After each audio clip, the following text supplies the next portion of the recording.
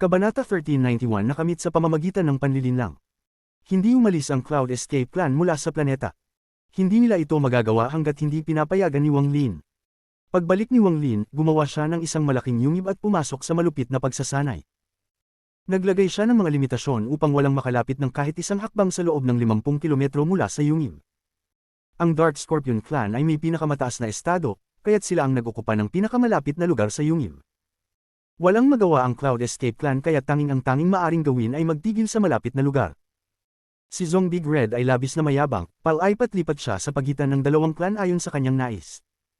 Ang kasiyahan na maging sentro ng atensyon ay hindi niya makuha sa Scatter Thunder Clan. Sa loob ng yungib, nakaupo si Wang Lin at nag-iisip. Kanina, bago umalis ang mensahero, sinabi ng mensahero sa kanya na isang mahalagang kaganapan ang mangyayari sa loob ng 3 buwan. Sa araw na iyon, muling ayusin ang mga Fallen Elders. Ang ilan ay maaaring manatili sa kanilang posisyon at ang iba naman ay mapapalitan. Ngunit hindi ito pinansin ni Wang Lin. Ang kanyang pinagtutuunan ng pansin ay kung paano niya makakamtan ang kanyang layunin sa Fire Sparrow Clan sa pamamagitan ng halalan ng Fallen Elder. Naset na ang pin, kumislap ang mga mata ni Wang Lin at pagkatapos ay isinara ang mga ito habang ang kanyang espiritu ay kumalat. Unti-unting nagbago ang kanyang espiritu at naging bahagi ng mundo. Pagkalipas ng matagal na oras, dahan-daang napansin ni Wang Lin na isang pamilyar na pakiramdam mula sa malayo ay unti-unting lumalayo. Sa madilim na espasyo sa labas ng Fallen Land, 3 miyembro ng Fire Sparrow Clan ang lumilipad palayo. Isa sa kanila ay isang kalalakihang nasa gitnang edad na may seryosong ekspresyon. Hinaplos niya ang marka sa pagitan ng kanyang mga kilay at ang kanyang mga mata ay naglalabas ng kakaibang liwanag. Inutusan ako ng Elder na ibalik ang dugong nakuha mula sa pil. Mahalaga ang usaping ito sa aming clan, kaya hindi kami maaaring magkamali. Kung tama ang pagsusuri ng Elder, tiyak na pagkatapos makita ito ng Patriarch at mga Elder, magkakaroon sila ng higit pang mga utos. Ang mga mata ng lalaki ay puno ng determinasyon. Kasama ang 2 tao sa tabi niya, mas mabilis silang lumipad at nawala sa malayo. Binuksan ni Wang Lin ang kanyang mga mata at binawi ang kanyang espiritu. Isang ngiti ng pang-uuyam ang sumat sa kanyang mukha. Ang dugong iyon ay naglalaman ng mataas na temperatura at isang bahid ng apoy. Maliban sa sarili niyang dugo, wala nang ibang makakapagpalit nito. Kaya, magagamit niya ang koneksyon sa sarili niyang dugo upang matukoy ang pangkalahatang lokasyon nito, kahit malayo pa. Kapag naipadala na ang bahaging ito ng asensya pabalik sa Fire Sparrow Clan, tiyak na magdudulot ito ng malaking alon. Pagkatapos, magtatagumpay ang plano ko para makuha ang kanilang Fire Essence. Dahil naipadala na ang dugo, kailangan kong maghanda para sa ikalawang hakbang, kumislap ang mga mata ni Wang Lin at lumabas ang isang senyales ng kalungkutan. Ibinangon niya ang kanyang kanang kamay at nagbukas ang isang puwang sa espasyo. Sa oras na magbukas ang puwang, isang malungkot na sigaw ang umabot mula dito. Ang sigaw na ito ay puno ng kalungkutan at kayang magpatibok sa puso ng mga tao. Lolo Shu, alam ni Little Biao na siya'y nagkamali. Lolo Shu, pakiusap, pakawalan mo na si Little Biao, hindi ko na muling lalapastanganan ang tiwala mo. Isang iba pang sigaw ang umabot, at ang tawa ni Shu Liguo ay halo-halong naririnig. Ang mapunta sa mga kamay ni Lolo Shu ay isang swerte mo. Matagal nang nag-iisa si Lolo Shu, hindi kita papatayin. Little Precious Jin Biao, huwag kang mag-alala, hindi magiging masyadong masakit. Ang malupit na mga sigaw ay patuloy at talagang nakakagulat, nagkibit balikat si Wang Lin at umubo ng mabagsik. Pagkalipas ng ilang sandali, ang sigaw ay biglang huminto. Maya-maya, ang excited na boses ni Shu Liguo ay narinig at mabilis itong lumabas mula sa storage space. Hawak ni Shu Liguo ang isang tao. Ang mga damit nito ay punit-punit, at tila inatake siya, at mukhang labis na pagod. Puno ng takot ang kanyang mga mata nang hawakan siya ni Shu Liguo at magpakita kay Wang Lin. Master, anong maitutulong ko? Asahan mong gagawin ko ito ng maayos, at hindi ito katulad nung sa Scatter Thunder Clan. Inihulog ni Shu Liguo si Liu Jinbiao sa tabi at pinunasan ang mga kamay. Hindi tumingin si Wang Lin kay Shu Liguo kundi kay Liu Jinbiao na nagsimulang manginig. Puno ng hindi maipaliwanag na takot ang kanyang puso. Matapos siyang itapon sa storage space, tinorture siya ni Shu Liguo. Labis siyang napagod at lugmok, at tuwing naiisip si Shu Liguo, ito'y parang isang bangungot. Dahan-daang sinabi ni Wang Lin, Liu Jinbiao, inaamin mo ba ang iyong pagkakamali? Nang marinig ito ni Liu Jinbiao, nang inig ang kanyang katawan at agad itong lumuhad sa lupa at umiyak. Celestial, alam ko na ako'y nagkamali at humihiling na bigyan mo ako ng pagkakataon. Hindi na po ako magluluko muli. Dahan-daang pinindot ni Wang Lin ang kanyang hintuturo sa tuhod ni Liu Jinbiao at kumislap ang kakaibang liwanag sa kanyang mga mata. Tinitigan niya si Liu Jinbiao at sinabi, sabihin mo sa akin, paano mo magagawa ang iyong panlilinlang nang wala ang jade? Pinunasan ni Liu Jinbiao ang mga luha mula sa kanyang mukha at puno ng pagsisisi. Mabilis siyang nagsalita, Celestial, anong kasanayan sa panlilinlang mayroon ako? Lahat ng ginawa ko ay nakaasa sa Jade, at ngayon po ay inalis niyo na ang Jade, kaya hindi ko na po kayang manlinlang sa sinuman. Humihiling po ako na bigyan ninyo ako ng kalayaan. Hindi ko na po kayang maglinlang. May pagliwanag ng lamig sa mga mata ni Wang Lin at tumanggaw siya. Dahil hindi ka na kayang manlinlang, wala ka ng silbi. Kaya't walang dahilan para ipagpatuloy ang iyong buhay. Ang mukha ni Liu Jinbiao ay puno ng kagalakan ngunit agad na nanigas.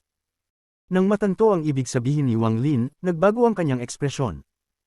Ang kanyang katawan ay nanginig nang makita ang lamig sa mga mata ni Wang Lin, at mabilis siyang nagsabi, nagkakamali po ang Celestial. Nagkakamali po ang Celestial. Mali po ang sinabi ko. Kahit wala ang Jade, ang kasanayan ko sa panlilinlang ay numero 1 sa Cloud Sea, wala nang makakapantay. Hindi po ako umasa masyado sa Jade, ginamit ko lang ito kapag kinakailangan.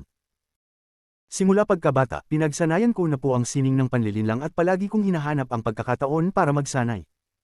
Isa po akong master ng panlilinlang. Oh! Sabihin mo nga, ano ang iyong pagkaunawa sa panlilinlang? Ang hintuturo ni Wang Lin ay patuloy na pinindot ang kanyang tuhod. Kahit kalmado ang kanyang boses, ang aksyon na ito ay nagdudulot ng mabilis na tibok ng puso ni Liu Jinbiao. Ang panlilinlang, sa totoo lang, ay ang katotohanan para linlangan ang mga tao. Gamitin ang anumang paraan, lalo na ang kredibilidad, maling pagkaunawa, o pati na ang mga prehudisyo, upang makamit ang isang layunin. Kapag kinakailangan, kasama na dito ang pagpapanggap, hanggang sa maniwala ka na ito'y totoo. Ganitong paraan lamang, makakaloko ka ng iba. Maingat na nagsalita si Liu Jinbiao habang tinitingnan si Wang Lin. Nang makita niyang tumanggaw si Wang Lin, medyo nakahinga siya ng maluwag. Ang sining ng panlilinlang na pinag-aaralan ko ay nahahati sa 3 antas. Ang unang antas ay linlangan ang iba. Ang ikalawang antas ay linlangan ang sarili. Ang ikatlong antas ay isang partikular na pagninilay, tulad ng pagtingin sa bundok bilang bundok at pagtingin sa bundok bilang hindi bundok. Bumalik sa mga pangunahing konsepto, katulad ito ng unang antas. Ang 3 antas na ito ay mukhang simple, ngunit sa totoo lang, karamihan ng mga tao ay nananatili sa unang antas. Hindi nila pinaniniwalaan ang kanilang sariling mga salita at basta nalang nililinlang upang maglinlang. Mababaw ang kanilang mga kasanayan. Nakahinga ng maluwag si Liu Jinbiao, ngunit patuloy pa rin siyang maingat. Tanging kapag naabot ang isang tiyak na pag-unawa sa panlilinlang ay makararating sa ikalawang antas, upang linlangan ang sarili. Gamitin ang anumang paraan at karanasan sa buhay upang linlangan ang sarili hanggang sa maniwala ka na totoo ang panlilinlang. Huminga ng malalim si Liu Jinbiao. Para bang nakalimutan niya ang kanyang kalagayan at naging seryoso.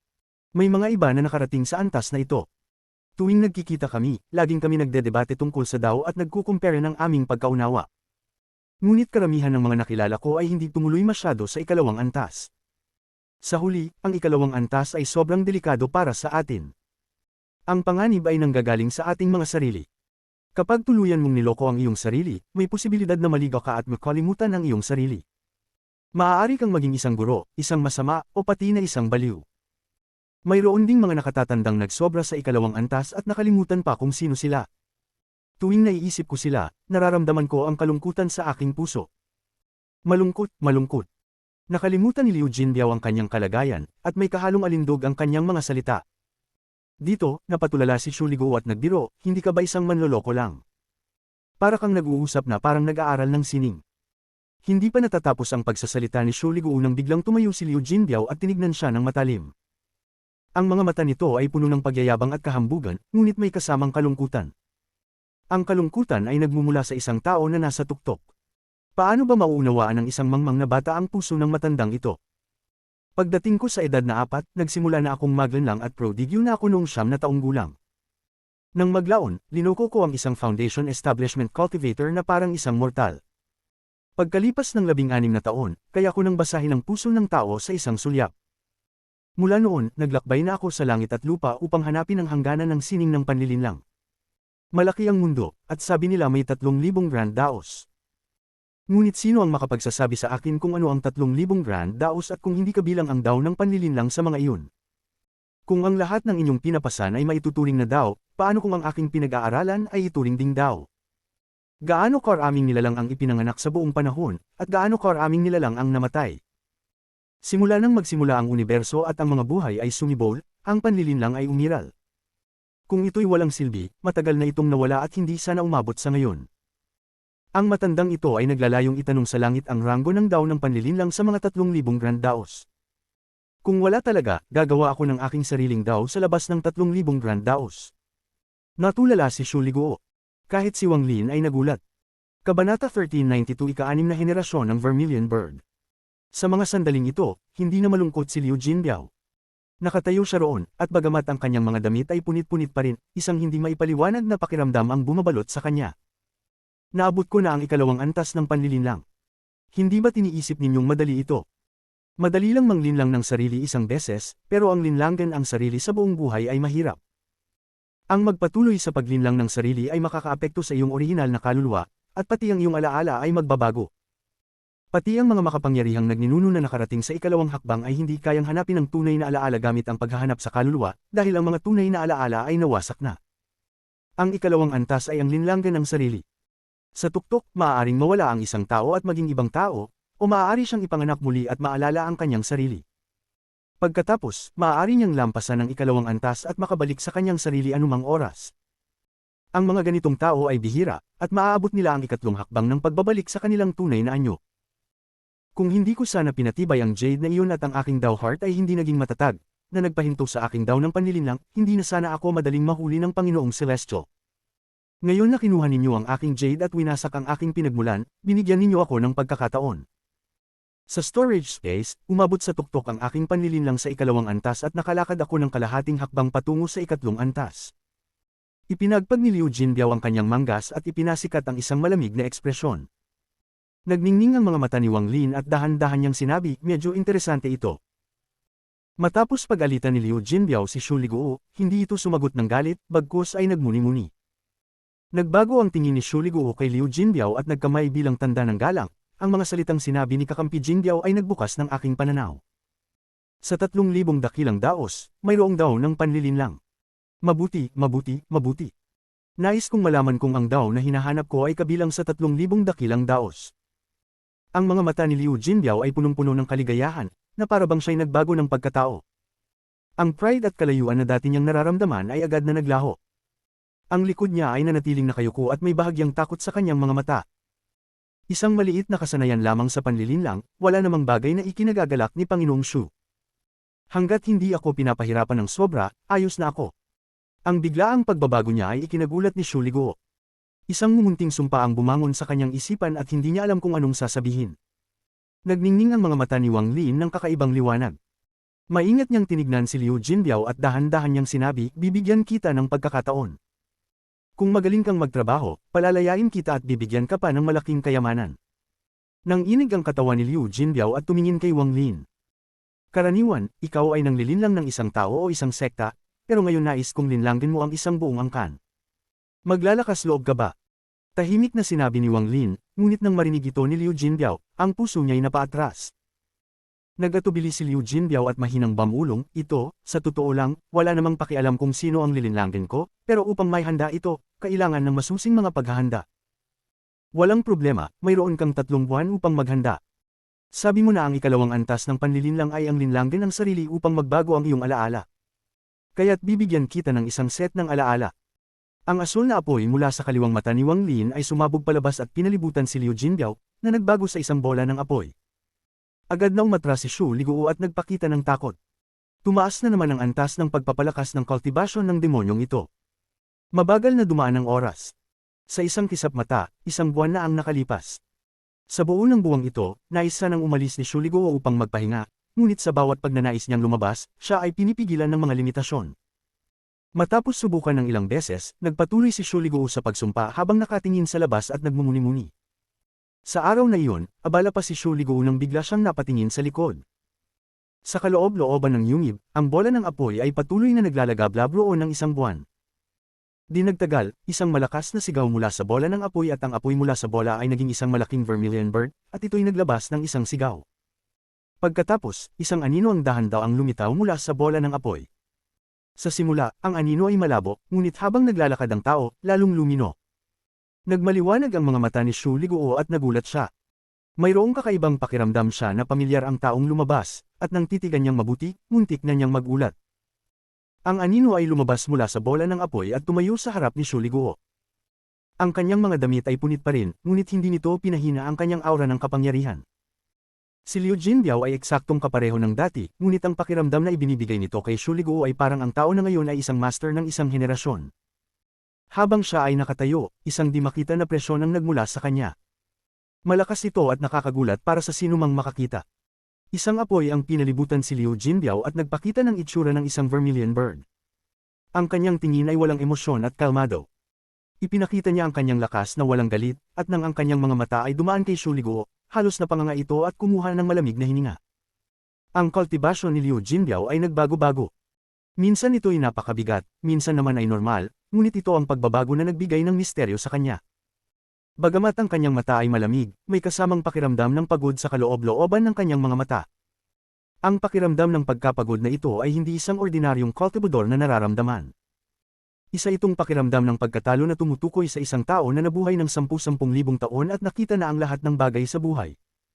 Ito ay isang pagkapagod sa buhay, isang pakiramdam na nangyayari pagkatapos ng matagal na pamumuhay. Ganap na nagulat si Shu Liguo. Hindi niya matukoy kung ito pa rin ba ang Liu Jinbiao na pinahirapan niya sa storage space. Bagamat magkapareho ang hitsura ng dalawa, ang nararamdaman ay parabang sila ay dalawang magkaibang tao. Ikaw, nang magsalita si Shu Liguo, tiningnan siya ni Liu Jinbiao ng malamig at ang titig na iyon ay nagdulot ng kilabot kay Shu Liguo, kaya't nag-atubili siyang umatras ng ilang hakbang. Ang matandang ito ay ang ika-6 na henerasyon ng Vermilion Bird Divine Emperor. Hinahanap ko ang ika-4 na henerasyon ng Vermilion Bird Divine Emperor. Ako'y nasugatan ng malubha sa Sealed Realm Formation nang umalis mula sa Inner Realm.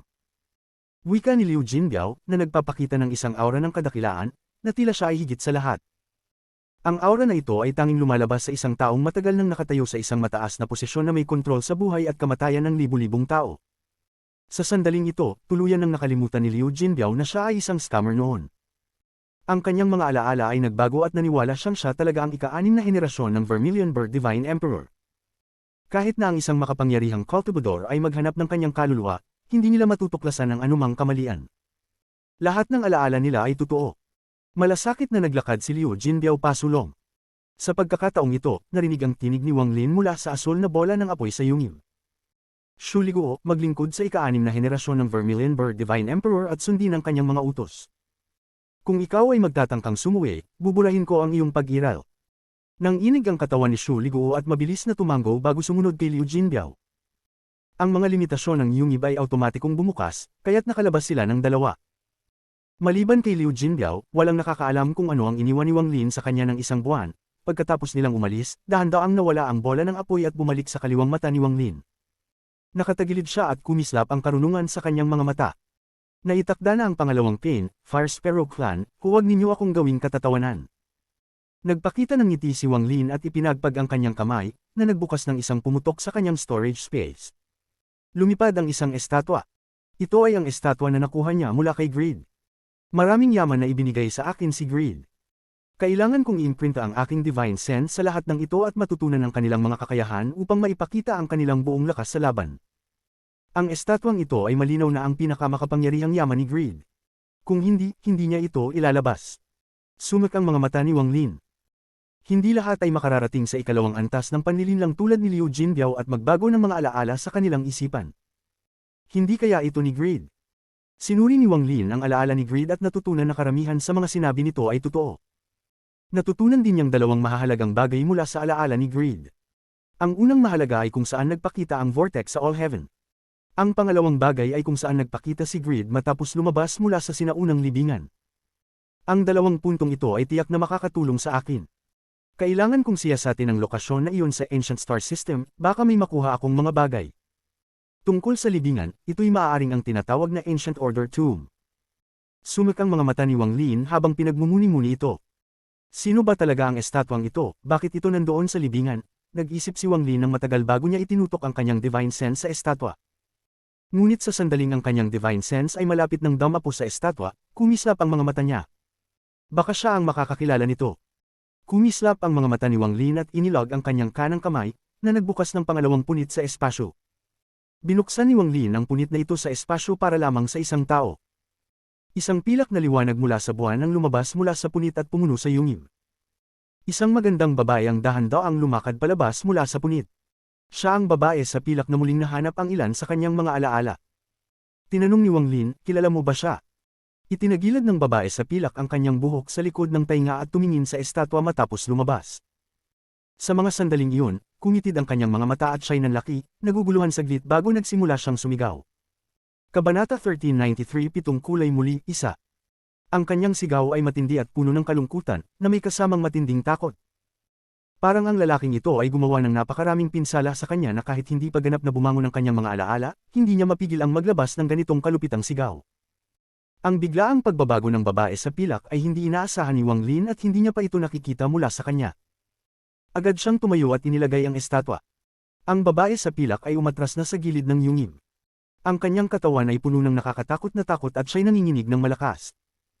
Mapatla ang kanyang mukha, at sa isang sulyap, siya'y parang isang nag-iisang bangka sa gitna ng isang magulong dagat, labis na kawawa. Nais sanang lumapit ni Wang Lin ngunit biglang itinaas ng babae ang kanyang ulo. Ang takot sa kanyang mga mata ay hindi matitinag, at siya'y sumigaw, huwag kang lumapit. Ang tinig ay puno ng pagkalugi at kawalan ng magawa. Mayroon ding hindi pagkatiwala sa lahat ng nilalang sa mundo.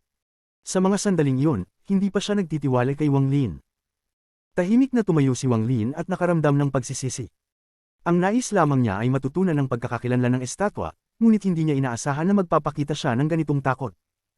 Nakita ni Wang Lin ang tunog ng pagiyak mula sa babae at dalawang agos ng luha na damaloy sa kanyang pisngi. Ang patak ng luha ay gumagawa ng malambot na tunog habang bumabagsak ito sa sahig. Ang mga patak ng luha ay nabasag sa lupa, forming isang basang marka na unti-unting kumalat. Huwag kang lumapit, wala akong pagkakamali, hindi ko binuksan ang pinto, hindi ko. Kinagat ng babae ang kanyang ibabang labi, idiniin ang kanyang katawan sa dingding, at dahan-daang yumuko. Patuloy ang pagdaloy ng luha sa kanyang mga mata at nanginginig ang kanyang mga balikat. Ang sinumang makakakita nito ay tiyak na makaramdam ng awa. Tahimik na nagmuni-muni si Wang Lin. Pagkalipas ng ilang sandali, bumanggit siya, patawarin mo ako. Patuloy pa rin ang babae sa pagiyak at ang takot ay patuloy na sumasakop sa kanya. Dahan-daang lumapit si Wang Lin at unti-unting nakarating sa tabi ng babae. Maingat siyang dumukot sa kanyang buhok at sinabi ng mahinahon, huwag kang matakot. Lahat ng iyon ay nasa nakaraan na, huwag mo nang isipin. Dahil nakalimutan mo na, kalimutan mo na lang ito. Habang pinapakinggan ng malumanay at nakakapagpakalma ng mga salita ni Wang Lin, dahan-dahan ang hamupa ang takot ng babae. Siya'y patuloy na nanginginig, at pagkatapos ng matagal na panahon, unti-unting itinaas niya ang kanyang ulo. Nananatili pa rin ang malalim na takot sa kanyang mga mata, at kinagat niya ang kanyang ibabang labi na parang magdudulot ito ng sugat. Hindi ko binuksan ang pinto, talaga hindi ako, ang bulong ng babae habang tinitingnan si Wang Lin. Bukod sa takot, may halo ding kalituhan ang kanyang mga mata. Alam ko, bulong ni Wang Lin, ngunit ang kanyang mga mata ay naglalaman ng kakaibang liwanag. Tila kilala ng babae ang taong kinakatawan ng estatwa at malamang ay nakipag-ugnayan siya sa taong iyon. Sino ba talaga ang taong iyon? Ang mga mata ni Wang Lin ay kumislap. Maingat na sinabi ni Wang Lin, alam ko na hindi ikaw ang nagbukas ng pinto, huwag mo nang isipin pa. Hindi yata narinig ng babae ang mga sinabi ni Wang Lin. Ang kanyang mga mata ay nagpapalit-palit mula sa kalituhan at takot habang patuloy siyang bumubulong, lahat patay, lahat pinatay. Patay si Peach Cloud, patay din si Purple Fall, lahat patay. Sigurado siyang kami ang nagbukas ng pinto, lahat patay, ako rin ay patay. Tahimik na nag-isip si Wang Lin ng ilang sandali bago tinignan ang nanginginig na babae. Pagkatapos magmuni-muni, bigla niyang tinanong, sino siya? Siya ay, nanginginig ang babae sa pilak at ang takot sa kanyang mga mata ay dumable pa. Kasabay nito, ang kanyang ekspresyon ay nagsimulang magbago habang ang matinding sakit ay dumaloy sa kanyang katawan. Dahil sa matinding sakit na iyon, muling sumigaw ang babae. Parang ayaw niyang alalahanin, ayaw niyang mag-isip ng kahit ano patungkol sa taong iyon. Sa ilalim ng matinding sakit, isang berdeng gas ang lumitaw sa kanyang mukha, parang gumagalaw sa ilalim ng balat. Isang kakaibang marka na sumasakop sa kanyang buong mukha ang nagpakita. Ang dating magandang babae ay biglang naging parang demonyo. Mabilis niyang itinagilid ang kanyang ulo. Ang takot at kalituhan sa kanyang mga mata ay nawala na. Sa halip, pinalitan ito ng kawalan ng pakialam at kamatayan. Sa mga sandaling iyon, isang malakas na puwersa ang sumabog mula sa kanyang katawan na parang isang bagyong dumaan. Nanginig ang isip ni Wang Lin at agad niyang naramdaman ang malakas na pakiramdam ng panganib. Agad siyang umatras ng walang pag-aalinlangan. Nang siya'y umatras, itinataas ng babae ang kanyang kanang kamay at walang awang pinindot ito patungo kay Wang Lin. Ang palad na ito ay hindi gumamit ng anumang orihinal na enerhiya, ngunit pinakilos nito ang buong planeta. Ang kalangitan na dati maliwanag at maayos, bigla na lang naging itim na parang tinran ng tinta. Ang dilim na ito ay sumikop sa araw at tinakpan ang kalangitan. Ang buong planeta ay naging madilim. Sa dilim na ito, isang tunog ng pag-uga ang umabot.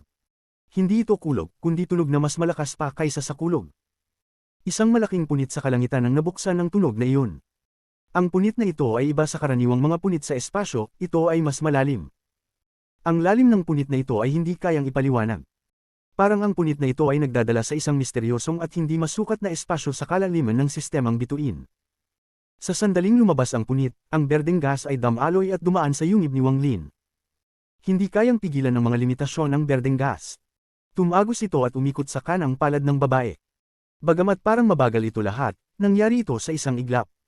Sa eksaktong sandali na itinataas ng babae ang kanyang kanang kamay, dumating na ang berdeng gas. Hindi ito espiritual na enerhiya, celestial spiritual energy, orihinal na enerhiya, ancient demon power, ancient devil power, o ancient god power. Kumitid ang mga mata ni Wang Lin at mabilis siyang umatras. Biglang bumaba ang kanang kamay ng babae at ang berdeng gas ay mabilis na nagtipon upang bumuo ng berdeng palad na humabol kay Wang Lin. Sa isang kisap mata, ang palad ay halos dumating na. Formadong isang seal ang kanang kamay ni Wang Lin at ang orihinal na enerhiya sa kanyang katawan ay sumabog upang makabuo ng isang malaking vortex na sumabubong sa palad. Isang malakas na kalabog ang umalingaw at bumagsak ang vortex. Ang palad ay hindi nasira at tuluyan itong tumagos. Patuloy pa ring umatras si Wang Lin at ginamit ang pagkabasag ng vortex upang lumabas sa yungib. Nagningning ang kidlat sa kanyang kanang mata at pumutok palabas, bumuo ng isang malaking tato ng kidlat. Ang siyam na kasamang uri ng kidlat ay umiikot sa kabuoang liwanag ng kidlat, kaya't ang tato ng kidlat ay nagbigay ng tunog na tila kayang bumuo ng langit. Ang mga kasamang kidlat ay umiikot at hamarang sa palad. Ang kasunod na mga tunog ng kulog ay mas matindi kaysa sa mga naunang tunog. Ang tato ng kidlat ay napatulak.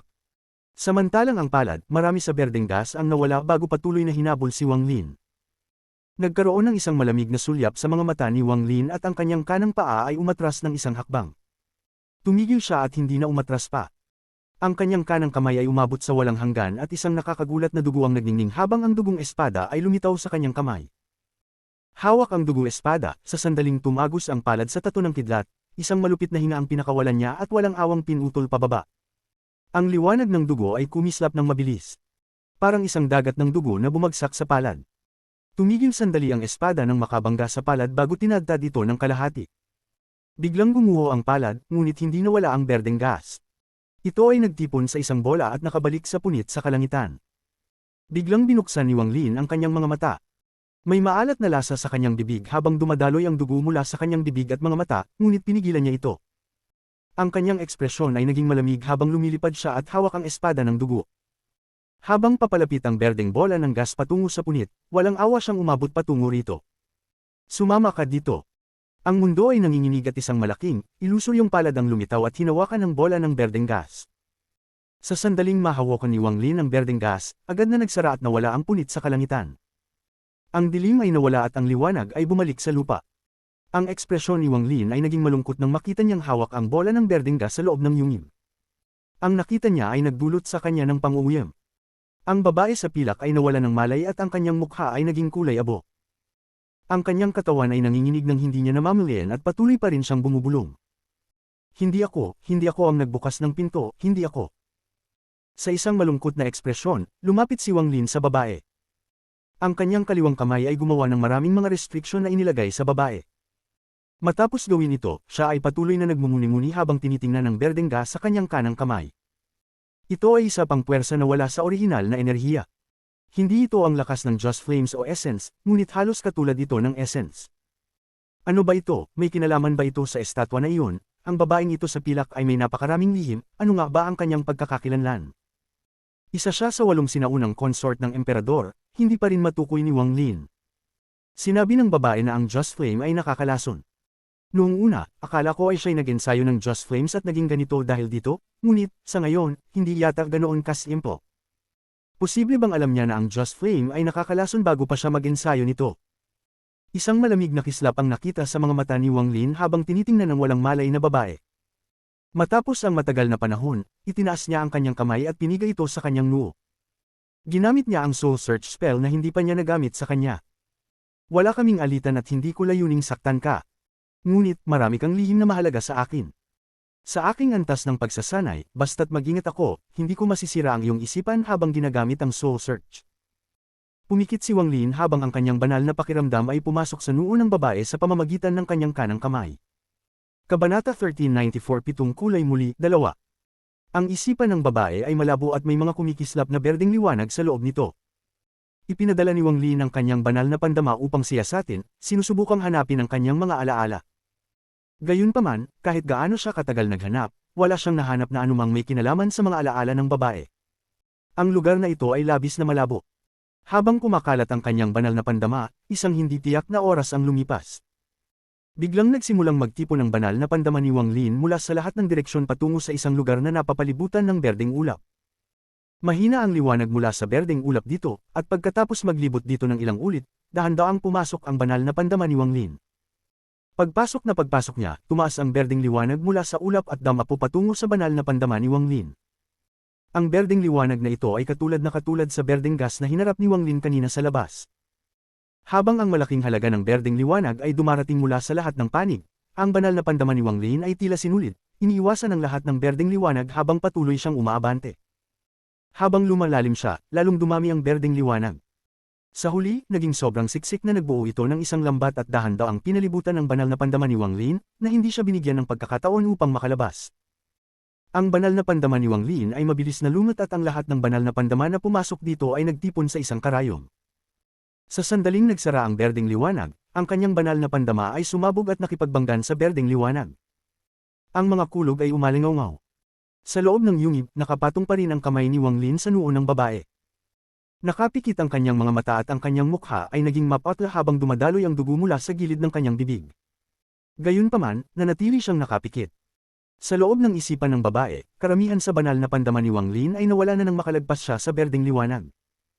Ang natitirang banal na pandama ay pumasok sa kalaliman ng malabong lugar na ito. Dumating pa ang mas maraming berdeng liwanag, ngunit gumalaw ang banal na pandama ni Wang Lin at sa huli ay nakarating siya sa pinakalalim na bahagi ng berdeng ulap. Sa sandaling pumasok si Wang Lin sa kalaliman, ang kanyang banal na pandama ay kumaibot at nakita niya ang isang nakakagulat na bagay na hindi niya malilimutan. Sa kalaliman ng berdeng ulap ay may isang tao.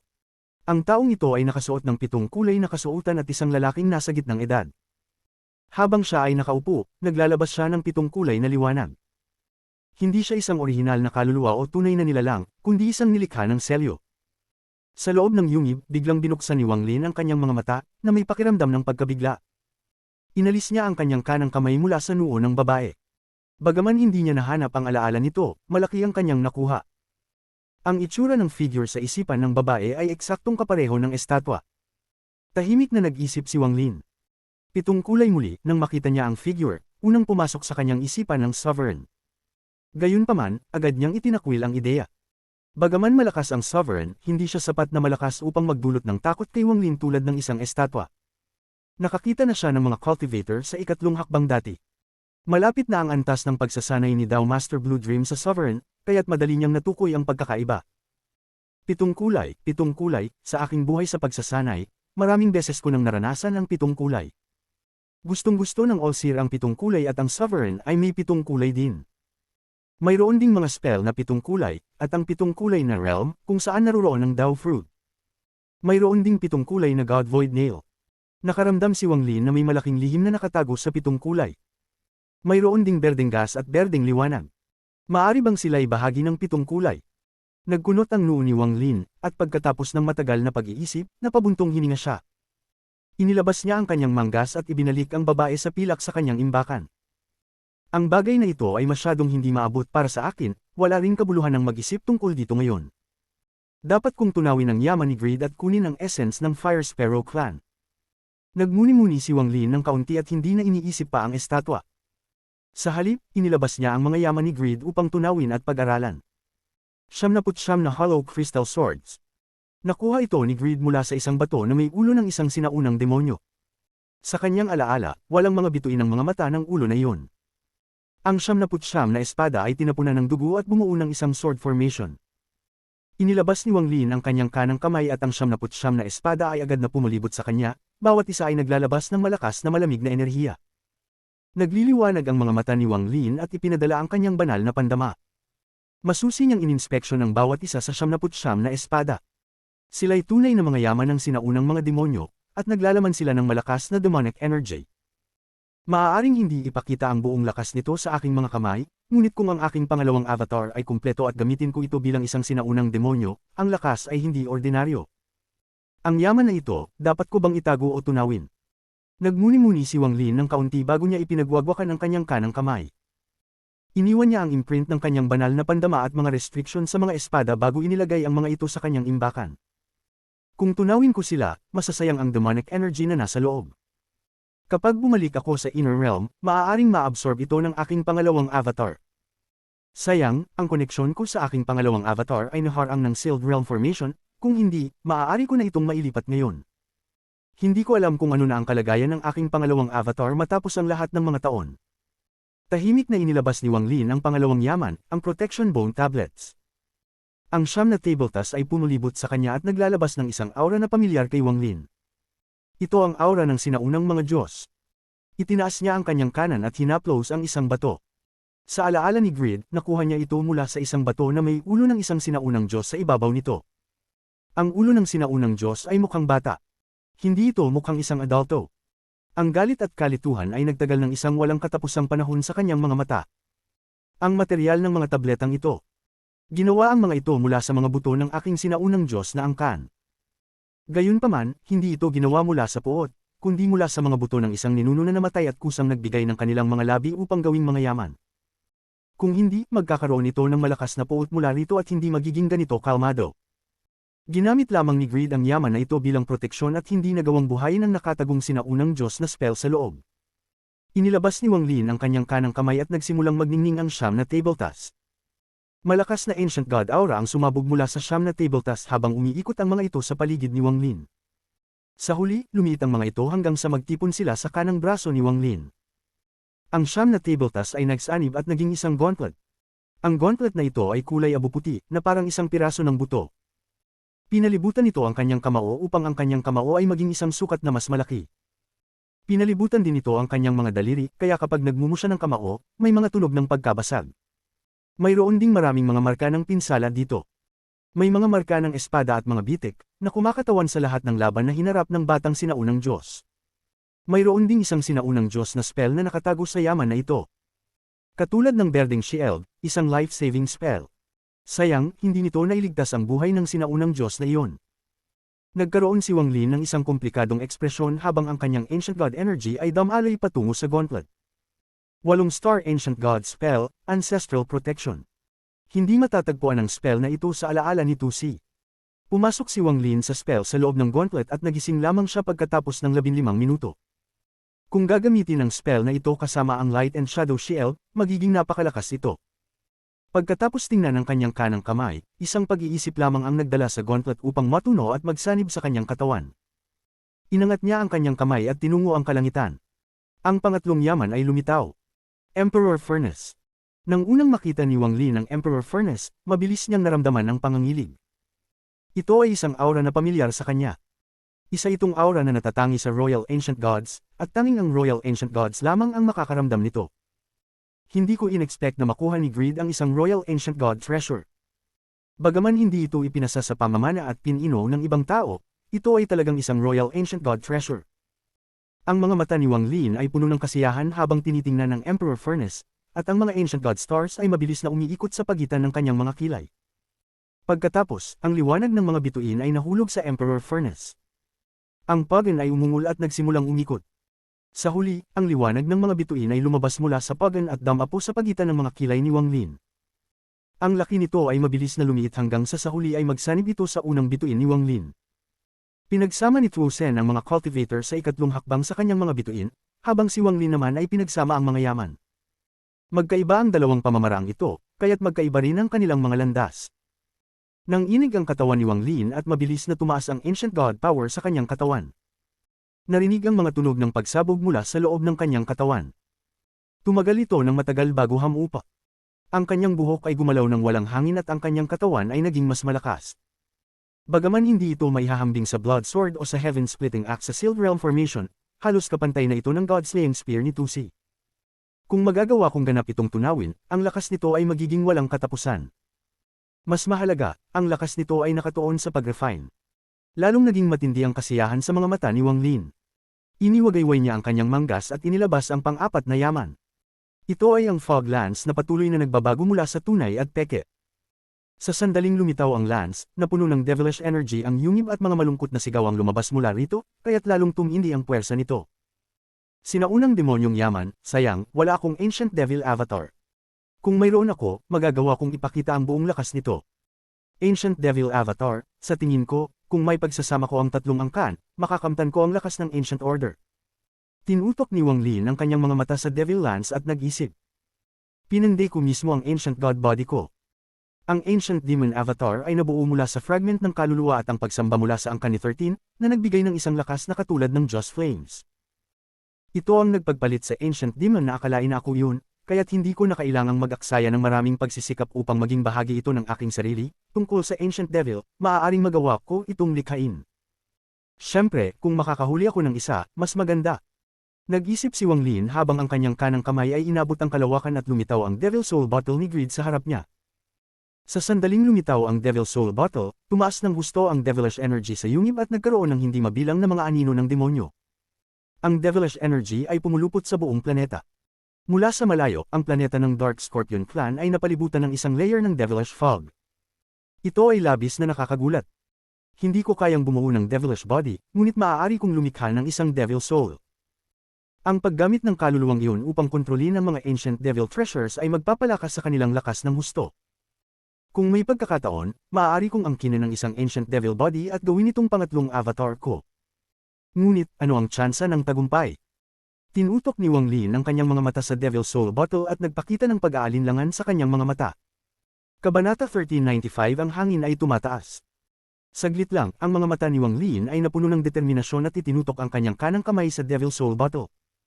Agad na naglabas ng malungkot na daing ang bote. Ang daing na ito ay parang may naksywan-sywan na puwersa na dumiretso sa isipan ni Wang Lin. Ang lakas ng alitaptap ay magtatangkang makipagkompetensya sa maliwanag na buwan. Umungol si Wang Lin, at ang kanyang tinig ay naging mga alon na sumasalubong sa mga malungkot na sigaw.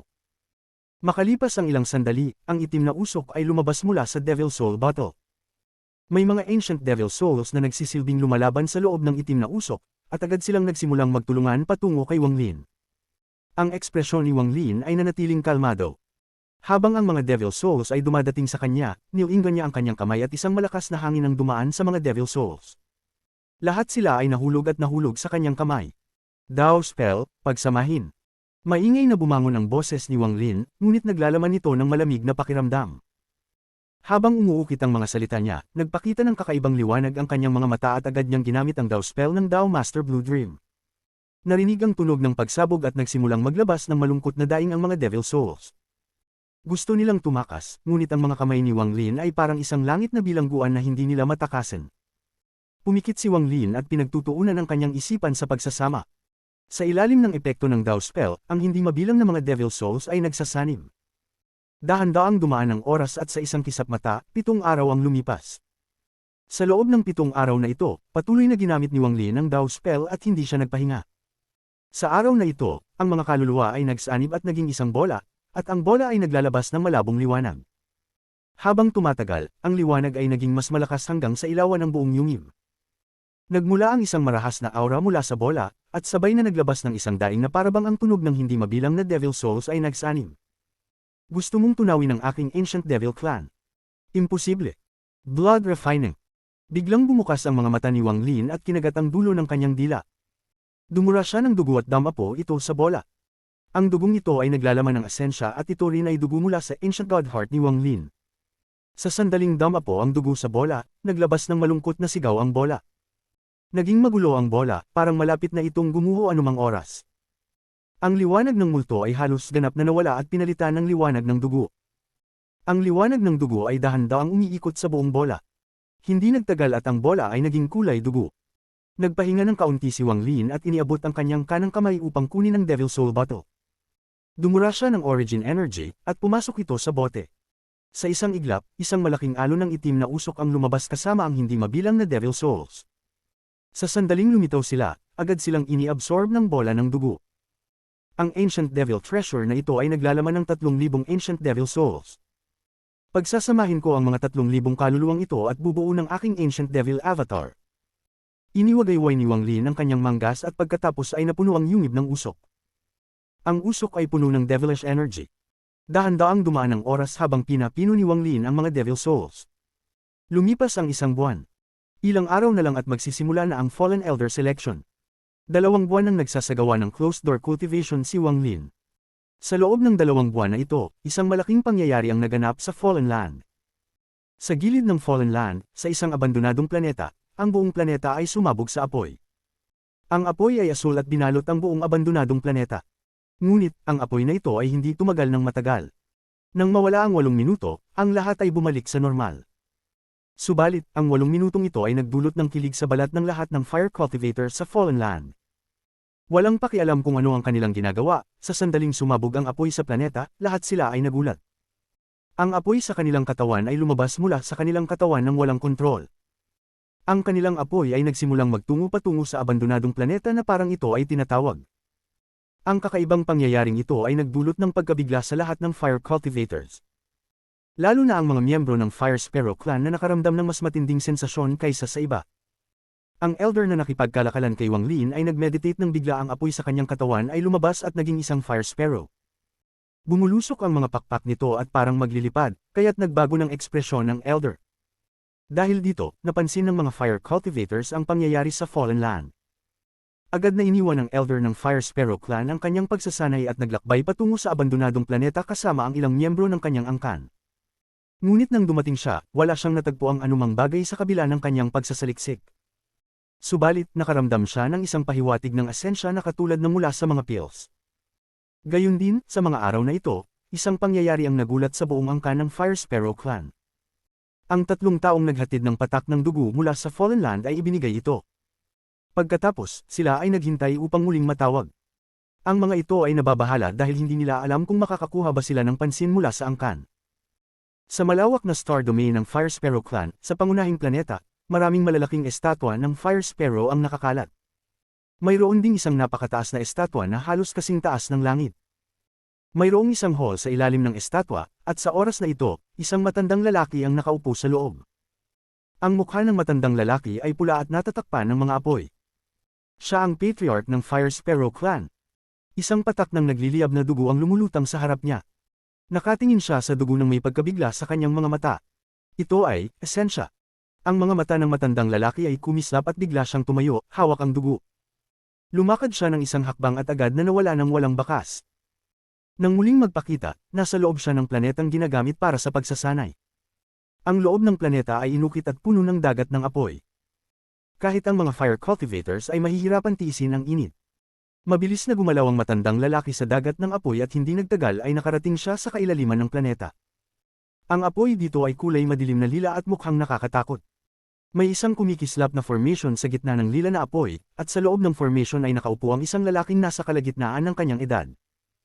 Ang kanyang mga damit ay lila rin, at habang siya ay nagmeditate, isang nakakagimbal na aura ang dahan-dawang umiikot sa kanyang katawan. Parang natatakot ang matandang lalaki sa madilim na lila na apoy. Nanatili siya sa panlabas na gilid at magalang na nagsabi, ang junior ay humihiling na makita ang ancestor. Matapos magsalita ang matandang lalaki, hindi siya gumalaw, naghihintay na matawag. Pagkatapos ng matagal na panahon, dahan-dawang binuksan ng lalaking nasa kalagitnaan ng kanyang edad ang kanyang mga mata. Ang bawat mata niya ay may tatak ng apoy. Pinagsama ang tatak sa gitna ng kanyang noo, at naging isang tatsulok. Ang mga tatak ng apoy ay 3, ngunit ang mga kulay nito ay magkakaiba. Ang tatak ng apoy sa kanyang noo ay lila, ang tatak sa kanyang kanang mata ay asul, at ang tatak sa kanyang kaliwang mata ay ethereal, na parang hindi ito umiiral. Ngunit kapag tiningnan mong mabuti, makikita mo ang mga bakas nito. Ang ethereal na apoy ay tila hindi pa stable at malabo. Gayunpaman, ang bakas ng ethereal na apoy na ito ay nagbigay ng pagkabigla sa matandang lalaki, na dahilan upang ibaba niya ang kanyang ulo at hindi na maglakas loob pang tumingin muli. Bagamat ikaw ay patriarch ng angkan, walang aking tawag, hindi ka makakapasok sa banal na lupa. Nakalimutan mo ba? Ang tinig ng lalaking nasa kalagitnaan ng kanyang edad ay walang emosyon. Ang mukha ng matandang lalaki ay nababalutan ng pawis habang dinidilaan ang kanyang mga labi at pabulong na nagsabi, Ancestor, huwag po kayong magalit. Ang junior ay nag-aalala dahil may ilang miyembro ng angkan na nakatagpo ng isang kakaibang patak ng dugo, at kinakailangan ko po na suriin ninyo ito. Ang ekspresyon ng lalaking nasa kalagitnaan ng kanyang edad ay nanatiling pareho, parang walang bagay na makakapagdulot ng pagbabago sa kanyang mukha. Ang kawalang pakialam sa kanyang mga mata ay nanatili, at ang malamig na ekspresyon nito ay nagsanhi ng nakakagimbal na contradiction sa apoy sa kanyang mga mata. Nagbigay ito ng isang mas kakaibang itsura sa kanya. Pati ba naman ang maliit na bagay na ito ay nagkamali ka pa? Hindi ako nasisiyahan sa isang patriarch ng angkan tulad mo. Ipakita mo ang dugo at umalis ka. Parusahan mo ang iyong sarili ayon sa ikatlong batas ng angkan. Agad na naging mapatla ang mukha ng matandang lalaki. Gusto niyang magpaliwanag, ngunit sa sandaling nakita niya ang ancestor sa dagat ng lila na apoy, tumanggo siya. Iniwagayway niya ang kanyang kanang kamay at lumitaw ang patak ng nagliliyab na dugo. Pagkatapos ay ibinaba ng matandang lalaki ang kanyang ulo at umalis.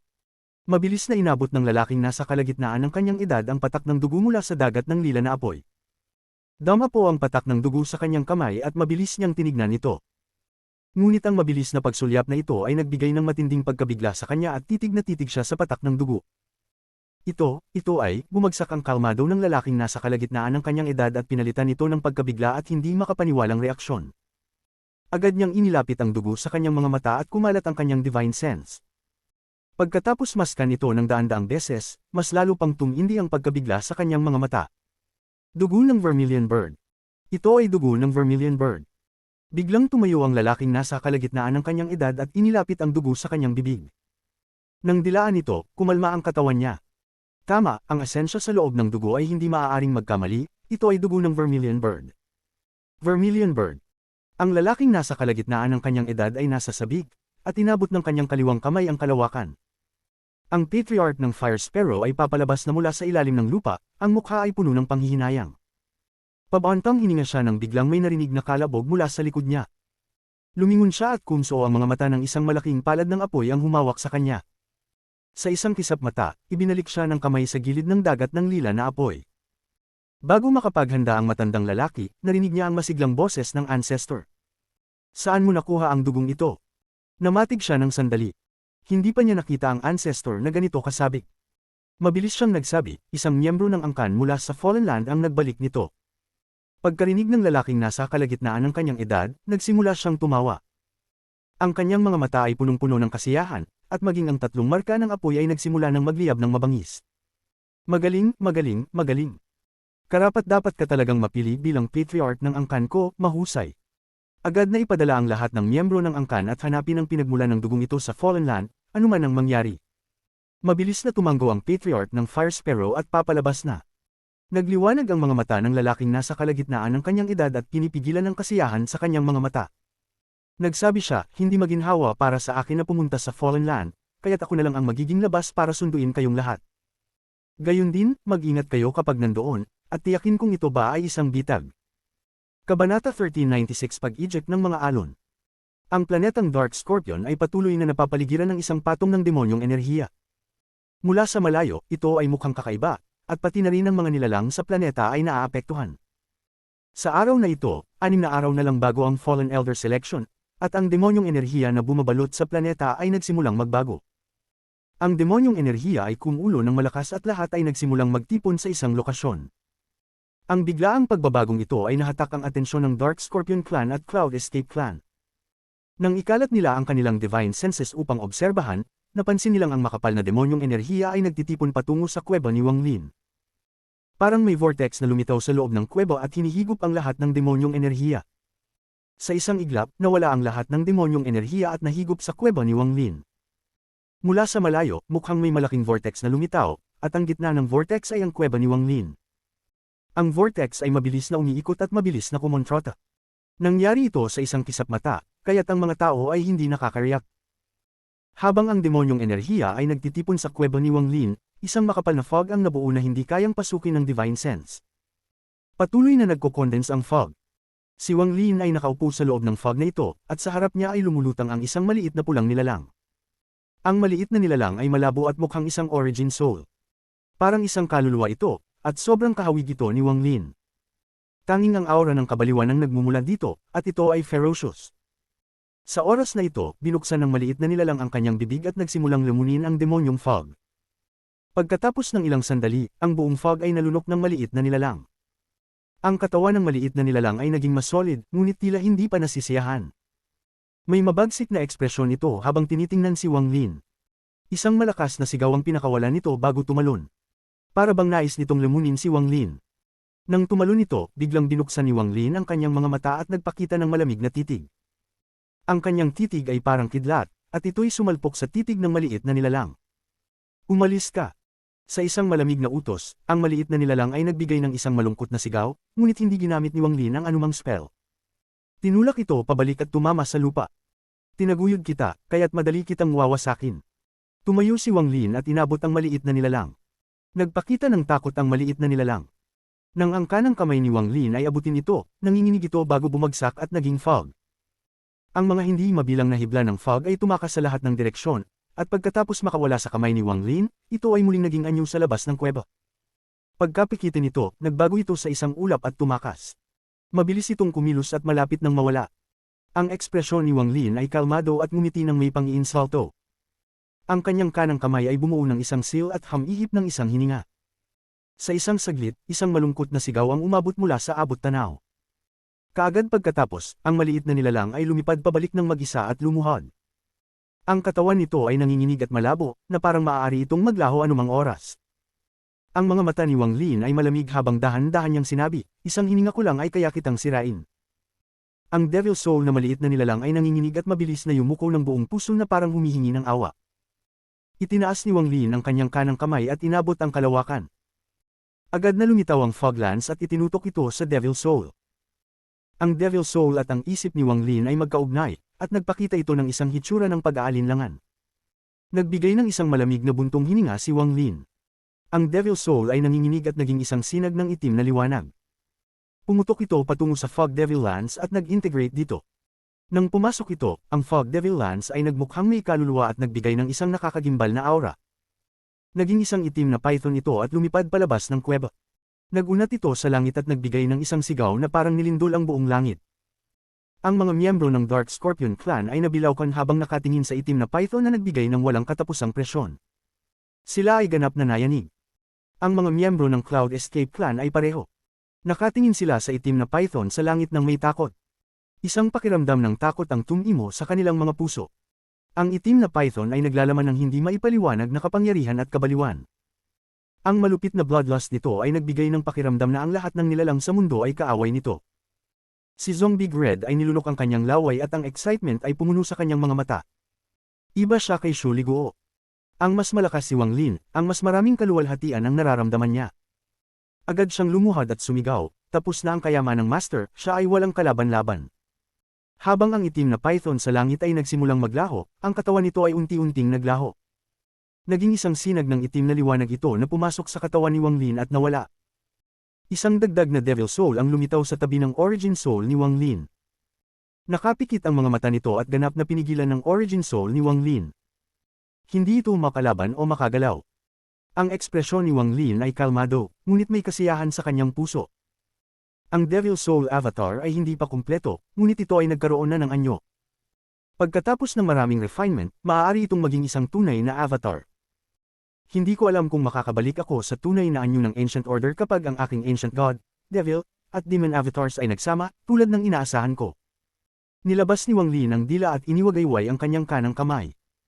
Agad na lumitaw ang dalawang kayamanan sa kanyang harapan. Isang dilaw na dahon at isang nakasil na punong nilalang. Sa Fallen Land, ang Fallen Elder Selection ay isang banal na kaganapan. Lahat ng maliliit na angkan na kwalipikadong makipagkumpetensya ay naghahanda na. Ang lokasyon ng kaganapan ay ang pinakamisteryosong planeta sa Fallen Land, ang Great Emperor Planet. Ang planetang ito ay sikat sa Ancient Star System at isa sa mga pokus ng pananaliksik ng Sovereign Council. Ang mga rumors tungkol sa planetang ito ay kumalat ng malayo sa buong Ancient Star System. Sino man na nakakita ng Great Emperor Planet ng personal ay hindi makakalimutan ng ganitong nakakagulat na tanawin. Hindi may kakaila na karamihan sa mga planetang ginagamit sa cultivation sa Ancient Star System ay bilog. Kahit ang iba ay may hindi regular na hugis, kadalasan ay bilog pa rin. Isang kakaibang phenomenon ito, at marami sa mga malalakas na cultivators ang nagtangkang alamin kung bakit ganito. Gayunpaman, sa huli, nakatagpo lamang sila ng ilang mga pahiwatig at hindi nila natuklasan ang katotohanan. Hanggang sa inanunsyo ng Sovereign Council ang resulta ng kanilang pananaliksik. Ito ay isang bagong batas na tinawag na Batas ng Pag-ikot. Naniniwala sila na ang lahat ng planeta ay patuloy na umiikot, at dahil dito, ang lahat ng mga hindi regular na planetang hugis ay magiging bilog pagkatapos ng matagal na panahon. Gayunpaman, ang batas na ito ay nagbago ng malaki nang dumating sa Great Emperor Planet. Ang planetang ito ay mahaba, at mula sa malayo, ito ay parang isang karayom ng compass na dahan-daang umiikot. Walang nakakaalam kung bakit ganito ang Great Emperor Planet. Ito ang banal na lupa ng Fallen Land, at dito matatagpuan ang kuweba ng Great Emperor. Karaniwan, may hindi kapani-paniwalang puwersa ng pagkabasag at magnetismo sa paligid ng planeta. Makakakita ang mga cultivator na nagiging walang silbi ang kanilang mga kayamanan dito, at pati ang kanilang mga cultivation ay pinapalakas. Tanging sa panahon ng Fallen Elder Selection humihina ang mga puwersang ito at ilang mga lagusan upang makapasok sa planeta ang lilito. Maliban sa higit sa 300 angkan na kalahok sa Fallen Elder Selection, may mga tao rin mula sa Ancient Star System. Karamihan sa kanila ay inimbitahan ng mga angkan na ito at minsang tumutulong sa laban. Hindi alintana ito ng Great Emperor, at ito ay dahan-dahan naging isang hindi sinasadyang patakaran. Gayunpaman, walang sinuman mula sa mga angkan ng Fallen Land ang makakagawa ng pagiging Elder, kung hindi, sila ay mamamatay. Bawat Fallen Elder Selection, ang Sovereign Council ay magpapadala ng mga tao upang obserbahan bilang mga bisita. Ito ay upang ipakita ang kanilang pagkilala sa Fallen Council at magbigay galang sa Great Emperor. Dumaan din sila dito upang obserbahan at suportahan ang ilang mga angkan. Bukod sa Sovereign Council, ang Fallen Council ay magpapadala rin ng mga imbitasyon upang anyayahan ang mga makapangyarihang tao sa Ancient Star System. Hindi alintana ito ng Great Emperor. Para sa kanya, ang Fallen Elder Selection ay parang isang piyesta lamang. Lumipat si Wang Lin patungong Great Emperor Planet kasama ang Dark Scorpion Clan at Cloud Escape Clan. Isang babaeng may mahabang buhok ang nakatayo sa isang malaking, octagonal na compass sa labas ng Fallen Land. Nakakunot ang noo niya, at walang nakakaalam kung ano ang iniisip niya. Sa tabi niya ay isang lalaking nasa kalagitnaan ng edad.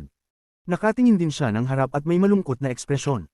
Grandmaster Yun Luo, pinatay ng Great Emperor ang aking avatar. Ano ang posisyon ng Sovereign Council tungkol dito?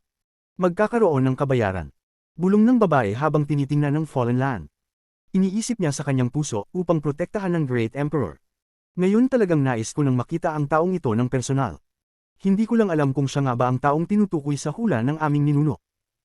Sa isang bahagi ng Ancient Star System, may malambot na asol na liwanag.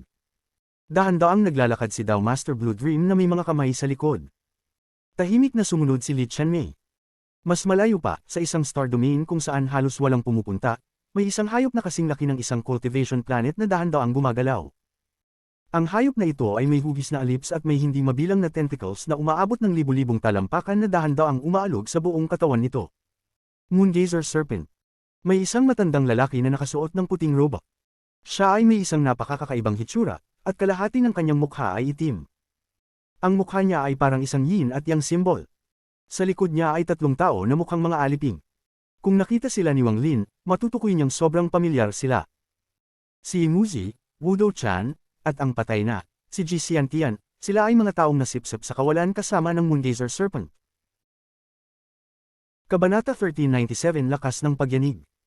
Kinabukasan ng pagpili ng Fallen Elder, dumating si Wang Lin sa labas ng Great Emperor Planet kasama ang Dark Scorpion Clan at Cloud Escape Clan. Nang makita ni Wang Lin ang kakaibang planetang ito, napakunot ang kanyang noo. Ang Great Emperor Planet ay pinalilibutan ng isang ilusyon, parang ito'y tinatago ng isang ulap ng hamog. Gayunpaman, may malalaking bitik sa espasyo na kayang lumunin ang lahat ng nasa loob ng ilusyon na iyon. May mga alon din ng mga gray na linya na gumagalaw sa loob ng ilusyon na iyon. Kung tutuusin, hindi ito totoo, ngunit naglalabas ito ng alon ng magnetic na lakas. Bago pa man makalapit si Wang Lin, naramdaman na niya ang isang napakalakas na puwersa sa loob ng ilusyon na iyon. Ang lakas na ito ay kayang magwasak ng mga spell ng mga cultivators at magpabagsak ng kanilang mga kayamanang gamit. Hindi ito gawa ng tao o kapangyarihan ng isang bagay na yaman, kundi isang bagay na nilikha ng langit. Ang mga mata ni Wang Lin ay sumikip. Pinagmamasdan niya ito ng matagal habang lumulutang siya sa labas ng ilusyon. Marami na ang mga cultivator na naruroon sa labas ng ilusyon. Mayroong daan-daang tao na nakakalat sa paligid, at ang mga magkakakilala ay nag-uusap ng mahina. Ang pagdating ni Wang Lin ay nakakuha ng pansin at dumaan ang mga divine senses. Nang dumaan ito sa Dark Scorpion Clan at Cloud Escape Clan, agad itong umatras. Tungkol kay Wang Lin, dahil sa kanyang divine sense, kakaunti lamang ang makakakita ng tunay niyang itsura. Hindi nagbago ang ekspresyon ni Wang Lin at malamig niyang tinanaw ang harapan. Ang bawat pagpili ng Fallen Elder ay isinasagawa sa Great Emperor Planet, ngunit karaniwan ay hindi ito maa-access. Kapag nakapagtipon na ang lahat, magbubukas ang isang lagusan mula sa loob upang payagan ang lahat na makapasok. Hindi tayo dumating ng huli, kaya't malapit nang magbukas ang lagusan, ang bulong ng Dark Scorpion Patriarch kay Wang Lin. Tumango si Wang Lin at iniskan ang mga cultivator na naruroon. Hindi bababa sa 10,000 na cultivators ang naruroon. Bagaman maraming tao, ito ay hindi pa rin kasing halaga sa lawak ng kalawakan. Huwag kong akalain na magugustuhan ng Cloud Escape Clan ng Dark Scorpion Clan, na laging mahilig sa ilalim ng lupa at tanggapin bilang mga nasasakupan. Talaga namang interesante. Isang matalim na boses ang nagmula sa harap. Isang lalaking nasa kalagitnaan ng edad, nakaasul na damit, ang lumabas mula sa grupo ng halos 1,000 cultivators. Ang hitsura ng lalaki ay karaniwan, ngunit ang mga mata nito ay parang makamandag na ahas. May malamig na kilig na nakatago sa mga mata nito. May markang ahas sa pagitan ng kanyang mga kilay na nagbigay sa kanya ng mas matinding sinag ng kalungkutan. Punong-puno ng pang-uuyam ang kanyang mga salita, at huminto siya sa paggalaw ng magsalita. Ang kanyang mata ay dumaan sa grupo ni Wang Lin. Nagbago ang ekspresyon ng Dark Scorpion Patriarch. Tinitigan niya ang lalaki at nagbuga ng malamig na hininga. Bumulong ang Dark Scorpion Patriarch, yan ang pinuno ng Soul Serpent Clan. Noong nakaraang Elder Selection, nakipaglaban sila sa Cloud Escape Clan. Ang resulta ay tabla, at parehong hindi nakapasok. Nagkaroon din sila ng hindi pagkakaunawaan dati. Ang Cloud Escape Patriarch ay naruroon din sa tabi ni Wang Lin. Nang marinig ang mga salita ng pinuno ng Soul Serpent Clan, nanatili siyang kalmado at tahimik na nakayuko. Ngumiti ang pinuno ng Soul Serpent Clan at dahan-daang nagsalita, ayon sa balita, iniimbitahan ng Cloud Escape Clan si Greed bilang isang honorary elder. Kung si Greed ay naruroon, malamang ay magkakaroon ng Cloud Escape Clan ng pwesto sa Fallen Elder. Ngunit, bakit hindi ko makita si Senior Greed? Hindi malakas ang kanyang boses, ngunit naglalaman ito ng lakas ng kanyang cultivation, kaya't umalingaw ito. Ang 10,000 cultivator na naruroon ay lahat mula sa mga clan sa Fallen Land. Lahat sila ay naruroon upang makipaglaban para sa isang upuan sa Fallen Council, at masasabi na sila ay mga kalaban sa isa't isa. Ang pagkuha ng higit pang impormasyon ay magiging malaking tulong upang makuha ang upuan ng Elder. Matapos marinig ang mga salita ng pinuno ng Soul Serpent Clan, ang lahat ng mata ay tumingin patungo sa Cloud Escape Clan. Ang pangalan ni Greed ay sikat. Ang pagtulong niya sa Cloud Escape Clan ay sapat na upang makuha ang atensyon ng ibang mga clan. Narinig ng matandang ito na si fellow cultivator Greed ay naging honorary elder ng Cloud Escape Clan. Minsan akong tinulungan ni fellow cultivator Greed, kaya nais kong bisitahin siya. Master Yundon, bakit hindi pa dumating si fellow cultivator Greed? Ang nagsalita ay isang matandang lalaki na nakalila na kasuotan. Mapatla ang mukha, ngunit malakas ang boses. May 3 arko sa kanyang noo. Isa itong markang parang alon ng tubig. Tumingala ang Cloud Escape Patriarch at tiningnan si Wang Lin. Pagkatapos ay malamig na nagsalita, kinailangan umalis si Senior Greed dahil sa isang kagyat na bagay at hindi na darating. Hindi ninyo kailangang maghula. At muling ibinaba ang ulo. Nakita ito ng matandang lalaki na nagsalita, at ang kanyang mga mata ay lumaki. Isang sangay ng 5-element clan, ang patriarka ng River Creek Clan. Siya ngayon ang ika-13 Fallen Elder. Ang mahinang sabi ng Dark Scorpion Patriarch sa tabi ni Wang Lin. Nanatiling kalmado ang ekspresyon ni Wang Lin at bahagya itong tumango.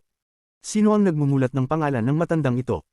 Ang malamig na sinabi ng River Creek Patriarch, ang ika-13 Fallen Elder. Ang kanyang mga mata ay kumislap na parang kidlat, at tumuon ito kay Wang Lin at sa Dark Scorpion Patriarch.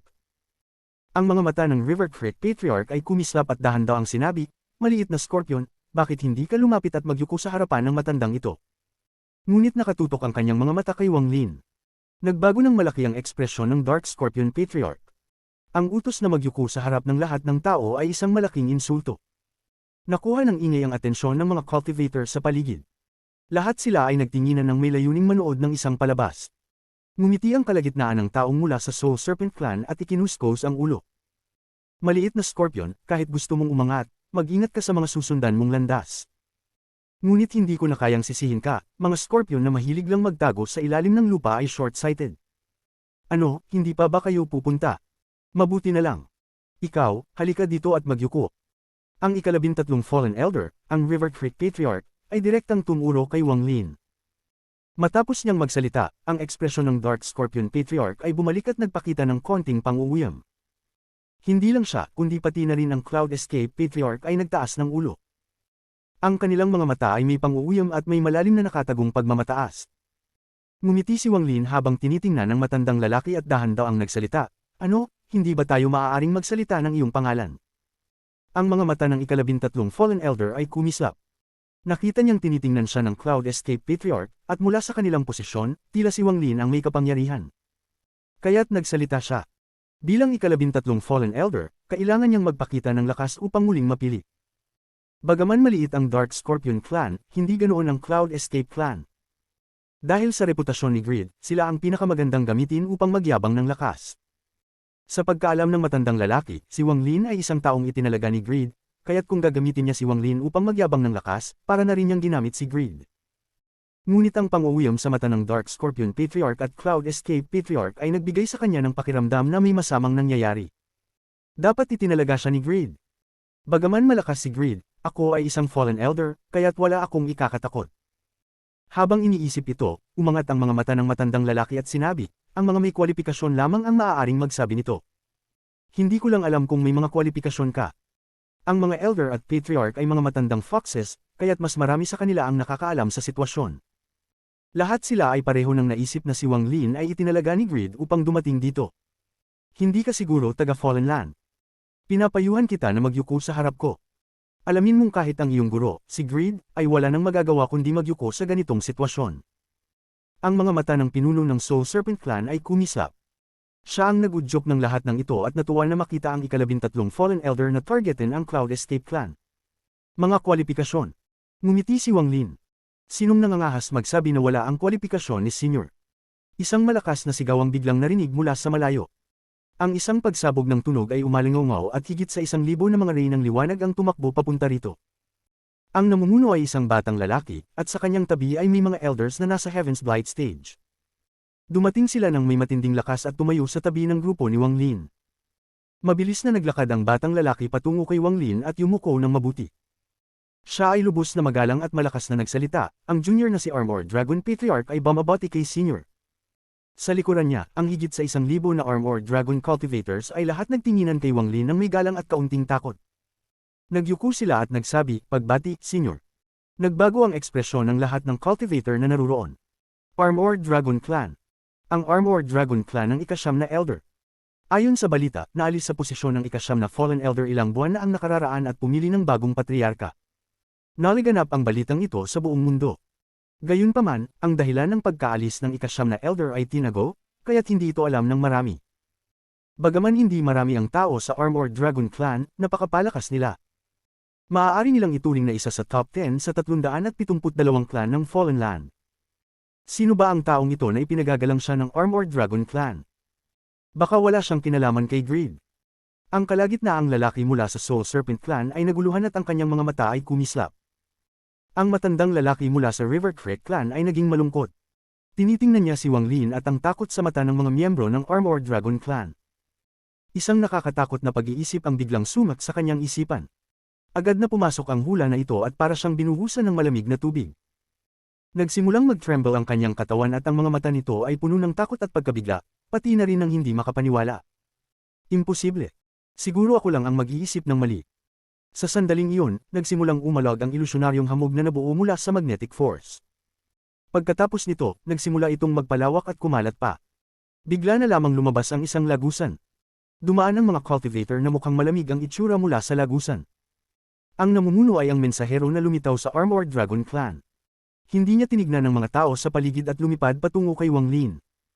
Nakita ito ng ika-13 Fallen Elder at naramdaman niyang kumabog ang kanyang puso. Kabanata 1398 Bastos na batang babae.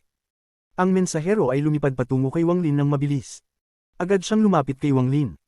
Nang siya ay nasa loob ng 100 talampakan, huminto siya at nagpakita ng magalang na ngiti. Pagkatapos, ipinagpag ang mga kamay at nagsabi, sumusunod na nagbati, kabataang emperador. Hindi lang siya, kundi pati na rin ang mga cultivador na lumabas mula sa daanan ay mabilis ding lumipad patungo sa kanila. Tumigil din sila 100 talampakan ng layo at magalang na ipinagpag ang kanilang mga kamay. Pagbati, kabataang emperador. Ang buong paligid ay naging tahimik. Ang daan-daang mga angkan at 10,000 mga cultivador ay tahimik. Ang kanilang mga mukha ay biglang nagbago habang nakatingin sila kay Wang Lin ng may pagkabigla at hindi makapaniwala sa kanilang mga mata. Ang kabataang emperador ay totoo. Inanunsyo ito ng dakilang emperador ilang buwan na ang nakalipas, ngunit walang nakakita sa kanya. Ito ang unang pagkakataon na nakita ng mga kultibador na ito ang kabataang emperador ng personal. Kabataang emperador. Ang lalaking nasa kalagitnaan ng edad mula sa Soul Serpent Clan ay napatla at ang takot ay sumikop sa kanyang mga mata. Ang kanyang puso ay mabilis na pumalo, ang kanyang bibig ay tuyo, at malamig na pawis ay tumulo sa kanyang noo. Tinutok niya ang tingin kay Wang Lin at hindi makapaniwala.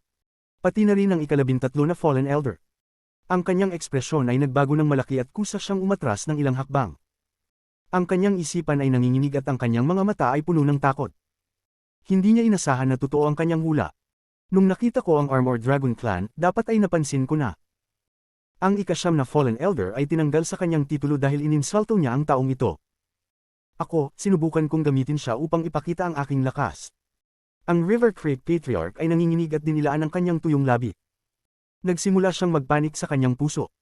Ang mensahero ay nagsimula ng magalang na ipaliwanag, pasensya na po, kabataang emperador, at kami ay nahuli sa pagpapabukas ng daanan.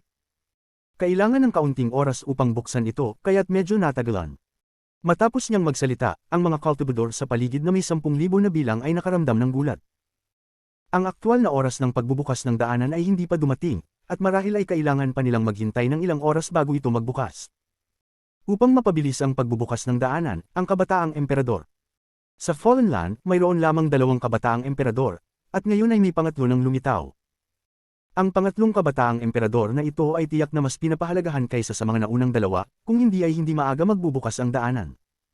Wala pang ganitong pangyayari. Hehe, ang ika-13 na Fallen Elder ay talagang bulag upang pasamain ang kabataang emperador. Nais kong makita kung paano niya ito haharapin. Pati na rin ang Head Elder ng Soul Serpent Clan. Tiyak na siya rin ay magdurusa. Ang mga salita ng mensahero ay nagdulot ng malaking gulat sa mga puso ng mga kultibador sa paligid. Tahimik na nagnod si Wang Lin sa mga kultibador sa harap niya. Kabataang emperador, mangyaring pumasok na po sa Great Emperor Planet. Ang mensahero ay magalang na lumapit sa gilid at nagbigay daan. Mabagal na lumakad si Wang Lin papasok sa daanan na bumukas, sinundan ng mensahero. Pagkatapos makita ito, ang ika-13 na Fallen Elder ay nakahinga ng maluwag. Naramdaman niyang hindi vengeful si Wang Lin at hindi siya magiging mahirap kausapin. Anuman, isa pa rin siyang Fallen Elder. Kahit ang kabilang panig ay ang kabataang emperador, kailangan pa rin niyang bigyan ng galang ang isang Fallen Elder. Marahil ay maaari niyang gamitin ang paraan na ito upang makakuha ng pabor. Ang taong ito ay maawin. Bagaman siya ang kabataang emperador, madali siyang mabuli, nang maisip niyang siya ay pinalad, kumurap ang kanyang mga mata. Habang si Wang Lin ay kumukuha ng ilang hakbang, bigla siyang tumingin pabalik at tumingin sa middle-aged man ng Soul Serpent Clan. Malupit ang tingin ni Wang Lin. Nang tumama ang kanyang mata sa lalaking nasa gitna ng edad, nayanig ang katawan ng huli at mas marami pang malamig na pawis ang tumulo.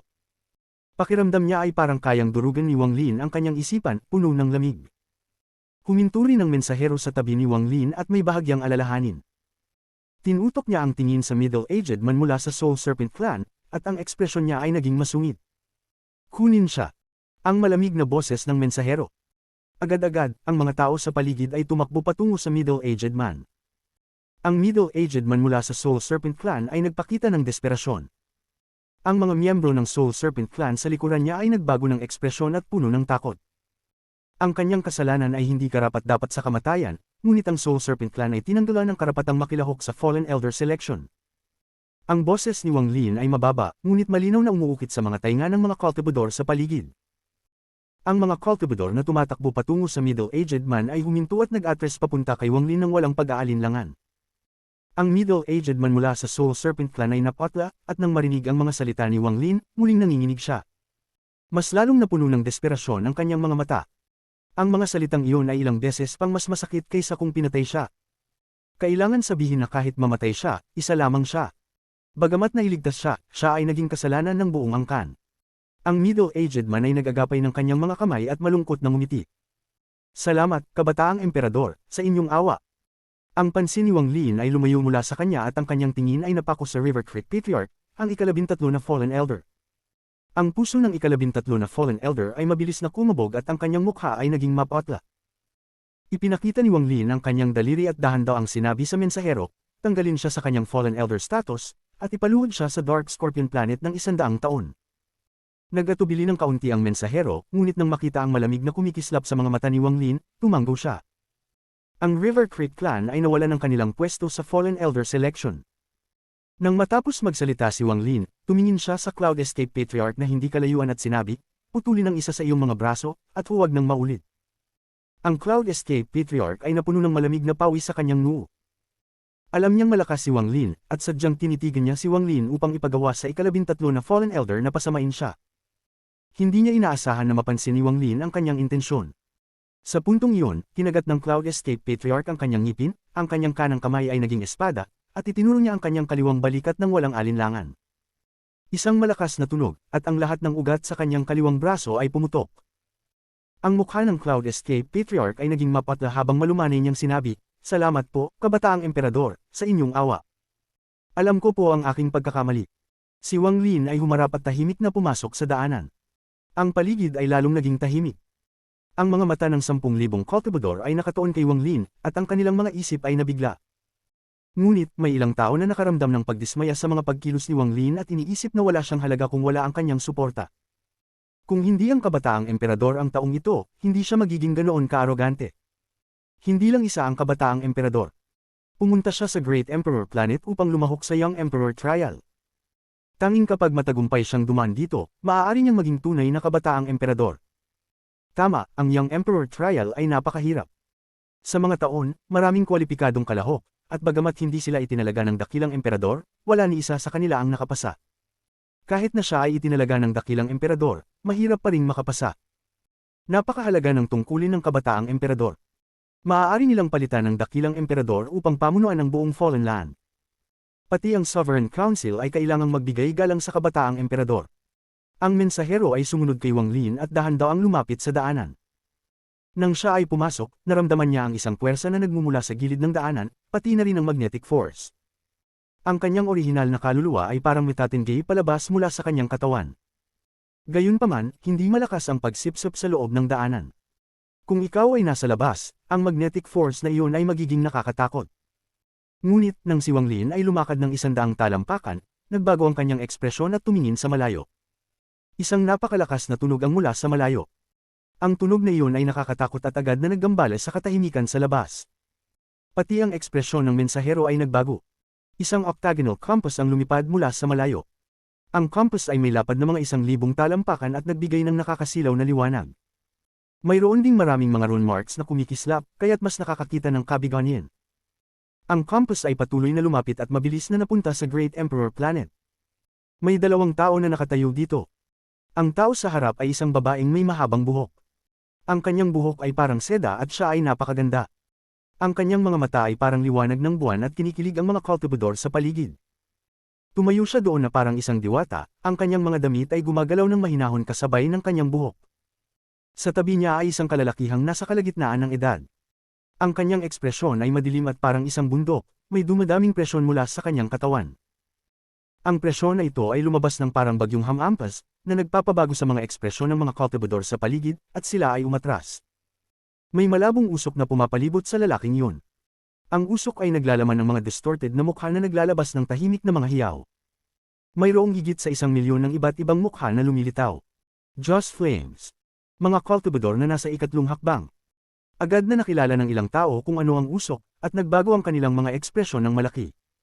Ang batang babaeng ito ay si Yun Luo. Dumating ako upang kumitawan sa Sovereign Council upang batiin ang dakilang emperador. Ako ay inanyayahan ng pinuno ng Fallen Council, at binabati ko ang lahat ng cultivador ng Fallen Land. Si Master Simo ay bumabati sa dakilang emperador. Ang lalaki sa tabi ng babae ay tumingin sa Great Emperor Planet ng walang pakialam. Ngunit ang kanyang ekspresyon ay agad na nagbago at naging puno ng puot. Nakita niya si Wang Lin sa loob ng daanan patungo sa Great Emperor Planet. Si Wang Lin ay nakita rin si Master Simo. Ang kanilang mga mata ay hindi malayo, at nagbanggaan sila parang 2 espada na kayang sirain ang mundo. Batang halimaw. Ang boses ni Master Simo ay dumaan sa kanyang mga ngipin, at ito ay naglalaman ng malakas na galit. Tahimik na nag-react si Wang Lin at dahan-dahang nagsabi, "Talo ka. Ano ang iyong 3 hakbang na cultivador? Gusto mo bang makipaglaban sa akin?" Ang pinakamalupit na bagay na kinaiinisan ni Master Simo ay ang mamatay ang kanyang avatar. Ngayon, nang binanggit ni Wang Lin iyon, ang kanyang galit ay hindi mapigilan. Ngunit ngumiti si Wang Lin. Mayroong pang-aasar sa kanyang mga mata habang sinabi, tinutokso mo bang pumasok sa magnetic fog na ito upang masira ang iyong cultivation hanggang sa bumagsak ka sa ikalimang antas ng Heaven's Blight at makipaglaban sa akin? Pagkatapos niyang magsalita, nagkaroon ng kaguluhan ng paligid. Si Master Simo ay nabulabog at hindi makapagsalita, ngunit ang kanyang ekspresyon ay naging napakadilim. Hindi siya makakasunod. Ang kasama na cultivador ay talagang matalim. Hindi ko lang alam kung anong pangalan mo. Maari mo bang sabihin kay Yunluo? Ngumiti ang babae na may mahabang buhok at ang kanyang tingin ay parang liwanag ng buwan habang tinitingnan si Wang Lin. Ngunit kay Wang Lin, ang ngiti na iyon ay labis na pretensyoso at nagpaparamdam ng pagkasuklom. Ang posisyon ng Grandmaster ng Sovereign Council ay hindi nakabase sa antas ng cultivation. Isa itong pamana na ipinasok ng bawat henerasyon. Ikaw ay isang bastos na batang babae na nagkultibo ng wala pang 1,000 taon, at naglakas loob kang tawaging akong kasama sa cultivation. Wala kang galang sa iyong mga nakatatanda. Ganito ka ba pinalaki ng iyong mga magulang? Malamig ang ekspresyon ni Wang Lin at ang kanyang mga salitang lalong pinalamig. Kabanata 1399 Pagpipigil ng sinaunang kaluluwa. Nagulat ang babae saglit at isang pahiwatig ng kalungkutan ang lumitaw sa kanyang mukha, ngunit agad din siyang bumalik sa normal. Nagpakita siya ng isang malumanay na ngiti habang bahagyang yumuko kay Wang Lin at nagsabi, natuto na ang batang ito. Nais ko po sanang malaman ang inyong pangalan, Senior. Inisip ni Wang Lin na tila tanong na rin niya ang pangalan ni Wang Lin ng 2 beses at nahulog sa pansin nito si Wang Lin.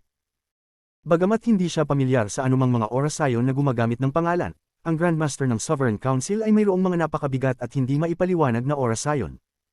Nang maisip niya kung paano niya alam kung saan siya nagtatago, na parang nakita niya mismo ito, hindi maiwasan ni Wang Lin na maalala ang isang tao na malalim ang kanyang alaala. Ang All-Seer.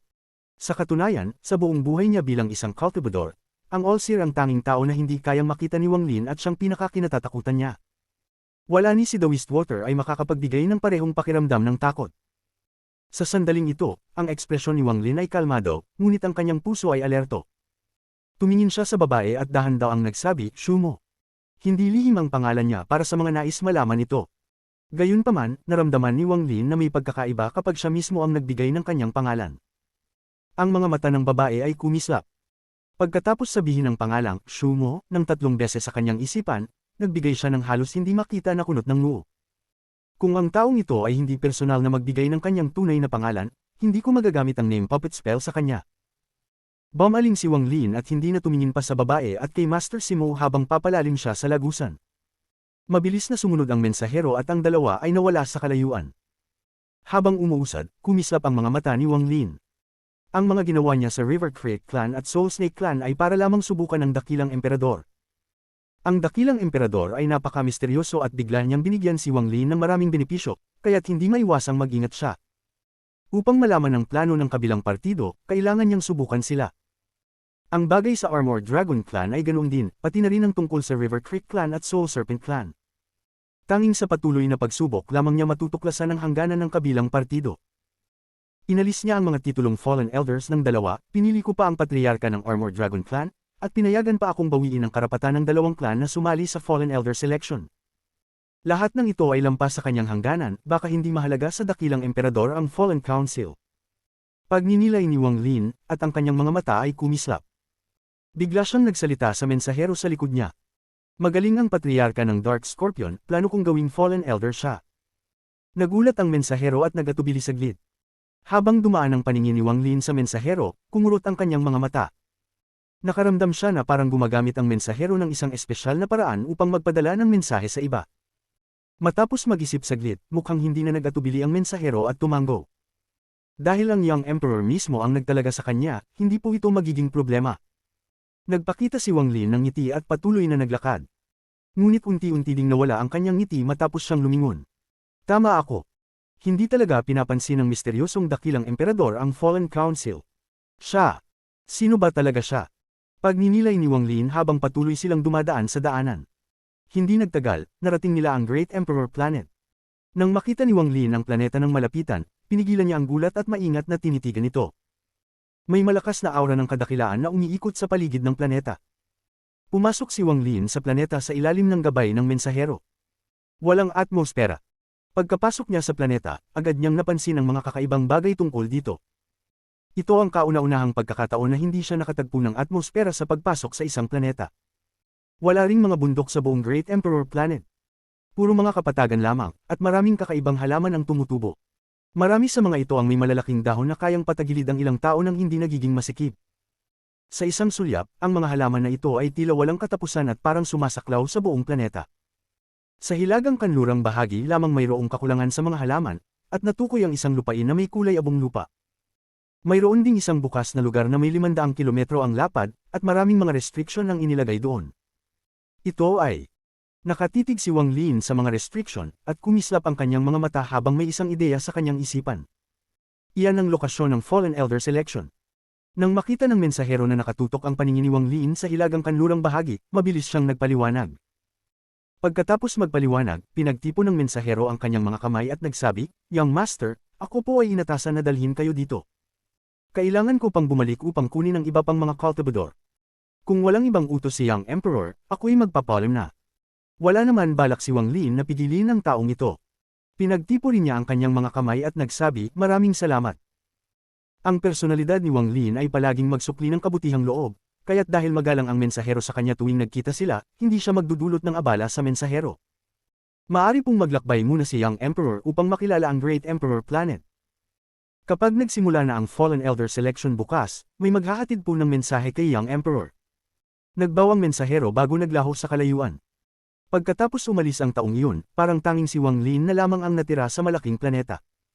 Ang kanyang mga mata ay nanatili sa arena sa hilaga kanlurang bahagi bago niya ito iniiwasan at naglaho. Nang magpakita siya, nasa labas siya ng arena. Ang arena na 500 kilometro ang lapad ay hindi sukat isipin ng mga mortal. Kailangan ng isang buong araw upang tumawid dito gamit ang mabilis na kabayo. Ngunit para sa mga cultivador, sapat na ang laking ito ng arena. Sa labas ng mga restriction ng arena, itinaas ni Wang Lin ang kanang kamay at pinadapa ito. Sa sandaling ito, isang malakas na puwersa mula sa kawalan ng damaloy patungo sa kanyang kamay. Agad, isang bagay na parang shell ng pagong ang nabuo sa harap ng kanang kamay ni Wang Lin. May walang katapusang mga alon sa gilid ng shell ng pagong na patuloy na umiikot ng mabilis. Hinaplos ni Wang Lin ang shell at agad niyang naramdaman ang malakas na puwersa mula rito. Namanhid ang kanyang kanang kamay at natulak pabalik siya ng 3 hakbang bago siya tumigil. Naramdaman ni Wang Lin ang aura ng isang sinaunang kaluluwa mula sa puwersang iyon. Napakabigat na restriction. Hindi ito ang annihilation restriction, life and death restriction, o time restriction. Mukhang ang nawawalang pang-apat na restriction, ang ancient soul restriction. Kumislap ang mga mata ni Wang Lin. Nang nandoon ang mensahero, napansin na niya ang kakaibang bagay tungkol sa restriction kaya't lumapit siya para siyasatin. Nang makita niya ng malapitan, nagulat siya. Interesante. Kumislap ang mga mata ni Wang Lin. Alam niyang darating ang mga tao dito na ipinadala ng mensahero, kaya't wala siyang oras upang mag-aksaya. Lumipad siya pataas, at nang siya ay nasa ere, kumislap ang kidlat sa kanyang kanang mata. Formado niya ang isang selyo at agad na lumabas ang thunder tattoo mula sa kanyang kanang mata. Isang dambuhalang thunder tattoo ang nabuo sa harap ni Wang Lin. Sa sandaling lumitaw ang thunder tattoo, iniakit nito ang walang katapusang kidlat mula sa buong mundo at nagdilim ang kalangitan. Ang buong planeta ay naging madilim dahil sa paglitaw ng mga ulap na kidlat. Pinuspos ni Wang Lin ang thunder tattoo at gumalaw ito ng parang meteor patungo sa arena. Ang thunder tattoo ay rumaragasa habang bumabagsak sila ni Wang Lin patungo sa arena. Pagdating ng thunder tattoo malapit sa arena, naglabas ang arena ng isang liwanag. Ang kulay abong liwanag na ito ay parang ulap na fog at lumitaw mula sa wala. Mabilis itong nagtipon upang maging isang shell ng pagong. Ang gilid ng shell ng pagong ay ilang beses na mas malaki kaysa sa naunang nabuo mula sa pagsusuri ni Wang Lin kanina. Mayroon din itong mga alon na mabilis na umiikot sa gilid. Rumagasa ang thunder, at kumislap ang mga mata ni Wang Lin habang papalapit ang thunder tattoo. Sa sandaling iyon, mabilis na pinalawak ang shell ng pagong at tinakpan ang buong arena. Sumikip ang mga pupils ni Wang Lin at huminga siya ng malamig na hangin. Ano bang shell ng pagong ito? Malinaw na isang dambuhalang pagong na 500 kilometro ang laki. Mayroong isang dambuhalang ulo sa ilalim ng shell sa kanlurang bahagi ng arena. Mayroon ding 4 na paa na kabilang sa pagong, pati na rin ang buntot sa silangang bahagi ng arena. Sa loob ng maikling panahon, isang dambuhalang pagong ang lumitaw. Isang sinaunang aura ang kumalat sa buong planeta. Ang dambuhalang pagong ay kulay abong at may malinaw na mga mata.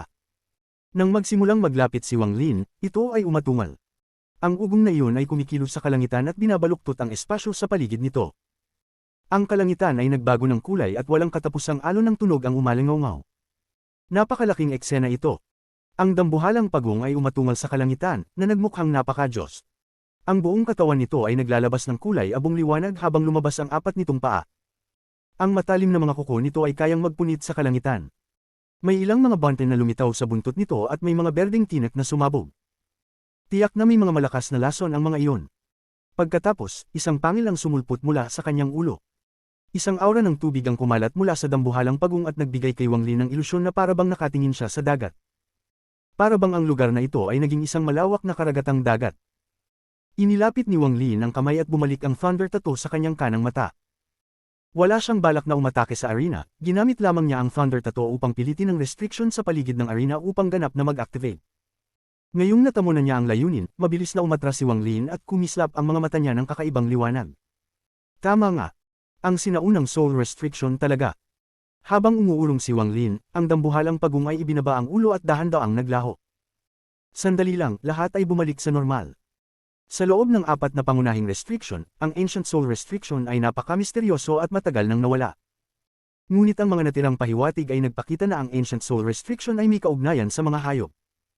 Ginagamit nito ang mga kaluluwa ng mga hayop bilang katawan ng restriction gamit ang mga espesyal na pamamaraan, at ito ay napakalakas.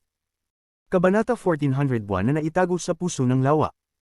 Habang umuulong si Wang Lin, ang kanyang mga mata ay kumikislap at nakatitig sa dambuhalang pagong na unti-unting nawawala. Pagkatapos mawala ng pagong, napuno ng kasiyahan ang kanyang mga mata. Hindi ko inasahan na may Ancient Soul Restriction pala ang Great Emperor Planet. Huminga ng malalim si Wang Lin. Inabot siya ng matagal bago niya napigilan ang kasiyahan sa kanyang puso. Hindi niya maiwasang magalak. Kung matutunan niya ang lahat ng apat na malalaking restriction at pag-isahin ito, magkakaroon siya ng pagkakataon na maunawaan ang asensya ng restriction. Kung magtatagumpay siya, hindi lang 5 asensya ang magiging kanya, kundi 6 na asensya. 6 na asensya. Kung kumalat ang impormasyong ito, magugulat ang lahat ng mga cultivator. Kahit ang mga third step cultivator ay matatakot. Mas marami ang nakakaunawa ng asensya, mas malalim ang kanilang pagkaalam sa kung anong ibig sabihin ng pagkakaroon ng 6 na asensya. Ang 5 asensya ay labis ng nakakagulat. Ngunit ang isa pang asensya ay mas nakakagulat pa. Pero sa parehong paraan, ang pagkakaroon ng 6 na asensya ay magpapahirap sa kanilang pagkumpleto.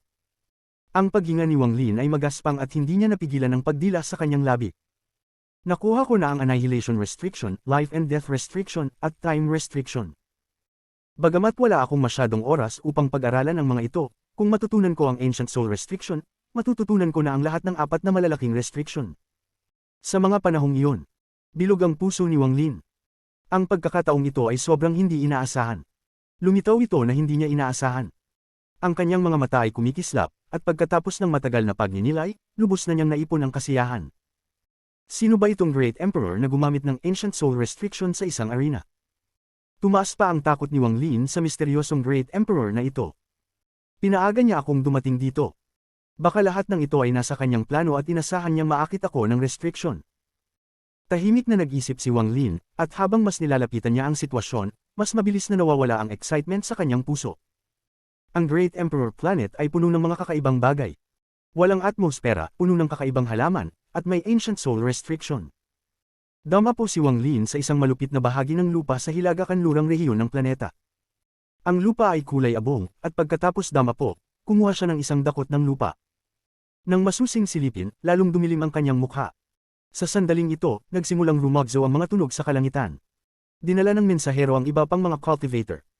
Tumangala si Wang Lin, at sa isang hakbang, nawala siya. Muling lumitaw siya sa silangang bahagi ng planeta, isang lugar na puno ng walang katapusang halaman. Umupo si Wang Lin habang pinagmamasdan ng kulay abong lupa sa kanyang kamay at nagkunwaring mag-isip. Ang lupa na ito ay mukhang ordinaryo, pero parang may mali. Isinara ni Wang Lin ang kanyang mga mata. Ang alaala ay unti-unting lumitaw sa kanyang isip. Ito ay noong kalahating hakbang na siyang pumasok sa pintuan ng Heaven-defying Bid. Naging kaguluhan siya at pagkatapos ay lumutang sa kawalan bago naging isang planetang pang-cultivation. Malakas ang impresyon ni Wang Lin sa alaala na ito. Dahil sa karanasang iyon, nakakuha siya ng hindi malinaw na pag-unawa sa maraming bagay. Malinaw niyang naaalala na pagkatapos niyang maging isang planeta, dumaan ang napakaraming taon at pumutok ang mga bulkan sa planeta. Ang mga materyales mula sa gitna ng planeta ay tumakas sa pamamagitan ng mga bulkan at kumalat sa ibabaw ng planeta. Ang mga bagay na ito ay natuyo at unti-unting naging lupa. Ang ilang mga primitive na halaman ay ipinanganak sa kanyang lupa. Habang ang mga halaman ay lumalaki at namamatay, nagsimulang magumusbong ang buhay sa lupa, at pinagsama ang buhay ng buong planeta. Kapag nabuo ang isang planeta sa kawalan, wala itong lupa. Ang lupa ay unti-unting nabubuo. Ibig sabihin, ang edad ng lupa sa isang planeta ay hindi pantay at dapat mas bata ito kaysa sa planeta mismo. Biglang binuksan ni Wang Lin ang kanyang mga mata, na may kakaibang liwanag sa kanyang mga mata habang tinitingnan ng lupa. Matapos ang matagal na pagninilay, mahina niyang sinabi, pagdaloy ng panaho. Ang kapangyarihan ng oras ay kumalat mula sa kanyang katawan at pinalibutan ng lupa sa kanyang kamay. Tila hinahanap nito kung kailan ipinanganak ang lupa. Ngunit ang lupa ay ipinanganak ng napakatagal na panahon at imposibleng masubaybayan ito ni Wang Lin ng ganoon kalayo gamit ang kanyang cultivation. Gayunpaman, nakakuha siya ng pangkalahatang ideya. Matapos ang napakahabang panahon, inihagis ni Wang Lin ang kanyang kanang kamay at kumalat ang lupa. Pagkatapos, pumunta siya sa mga halaman, at pagkatapos kumuha ng isang dakot ng mga ito, ginamit niya ang pagdaloy ng panaho. Pagkaraan ng sandali, iniwan ni Wang Lin ang lupa sa kanyang kamay at pinabayaan itong mahulog. Nawala ang kanyang pagkaintindi sa kanyang mga mata. Kung ang lupa na ito ay nabuo ng kalikasan, magkakaroon ito ng hindi pantay na edad. Gayunpaman, mukhang ipinanganak ang lupa dito sa parehong panahon. May dalawa lamang na posibleng paliwanag. Isa, pagkatapos ng ilang sandali mula nang ipanganak ang planeta, sabay-sabay na pumutok ang lahat ng mga bulkan dito. Lahat ay nawasak at nabuo ang lupa na ito. Gayunpaman, medyo hindi makatwiran ito. Sa wakas, ang mga unang halaman na nagbigay buhay sa lupa ay hindi lahat ay magkasabay na lumago at namatay. Kung hindi ito totoo, mayroon lamang isang paliwanag. Lahat dito ay gawa ng tao, nilikha ng isang tao matagal na ang nakalipas gamit ang isang makapangyarihang spell. Huminga si Wang Lin ng malalim. Isa na rin siyang makapangyarihang cultivator ngayon, kaya kaya niyang imagine na may isang tao na lumikha ng isang planeta. Ang antas ng cultivation na kinakailangan ay hindi maipaliwanag. Habang nag-iisip ng tahimik, niyugyug ni Wang Lin ang kanyang ulo. Hindi niya kayang maniwala ito sa sarili. Hindi niya alam na kung malaman ito ng iba, magugulat sila ng husto. Ilang cultivators lamang ang makakakita ng maraming bagay mula sa mga pahiwatig mula sa lupa. Kahit na mayroon silang kakayahan, maliban na lang kung alam nila ang buhay ng isang planeta, hindi nila ito matutuklasan. Si Wang Lin ang unang tao na nakakaalam sa pinagmulan ng planetang ito mula sa lupa. Kung nalaman ito ng misteryosong Great Emperor, magugulat siya ng husto. Mas nakakagulat pa ito kaysa sa katotohanan na ito ay isang planetang gawa ng tao. Sa pagitan ng mga cultivator, bukod sa pagkakaiba sa antas ng cultivation, mayroon ding pagkaunawa sa Dao. Ang Dao, sa katotohanan, ay ang pagkaunawa sa kung paano gumagana ang mundo.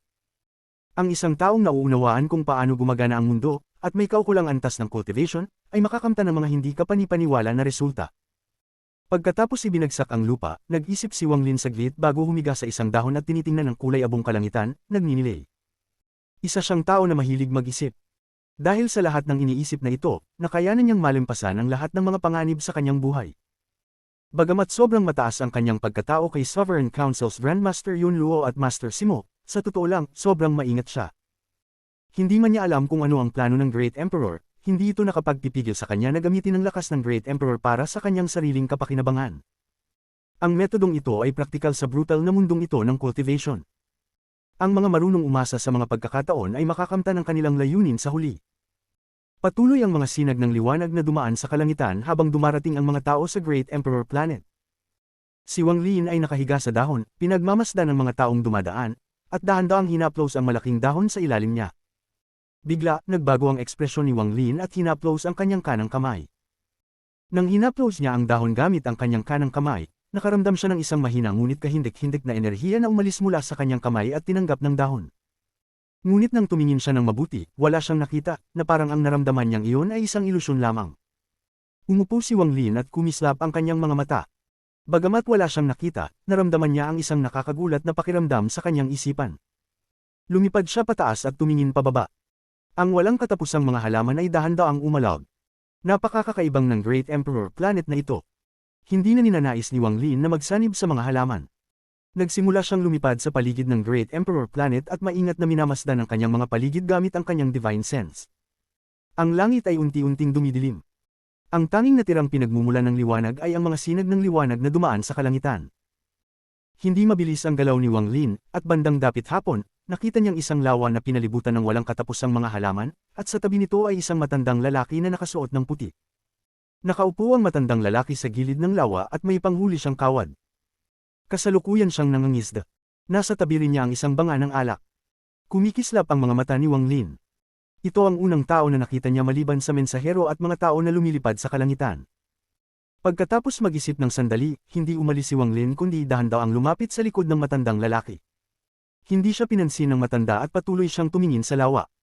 Umupo si Wang Lin sa gilid at hindi rin nagsalita. Ang paligid ay tahimik, ang tanging tunog ay ang tunog ng mga tao na dumadaan sa hangin sa malayo.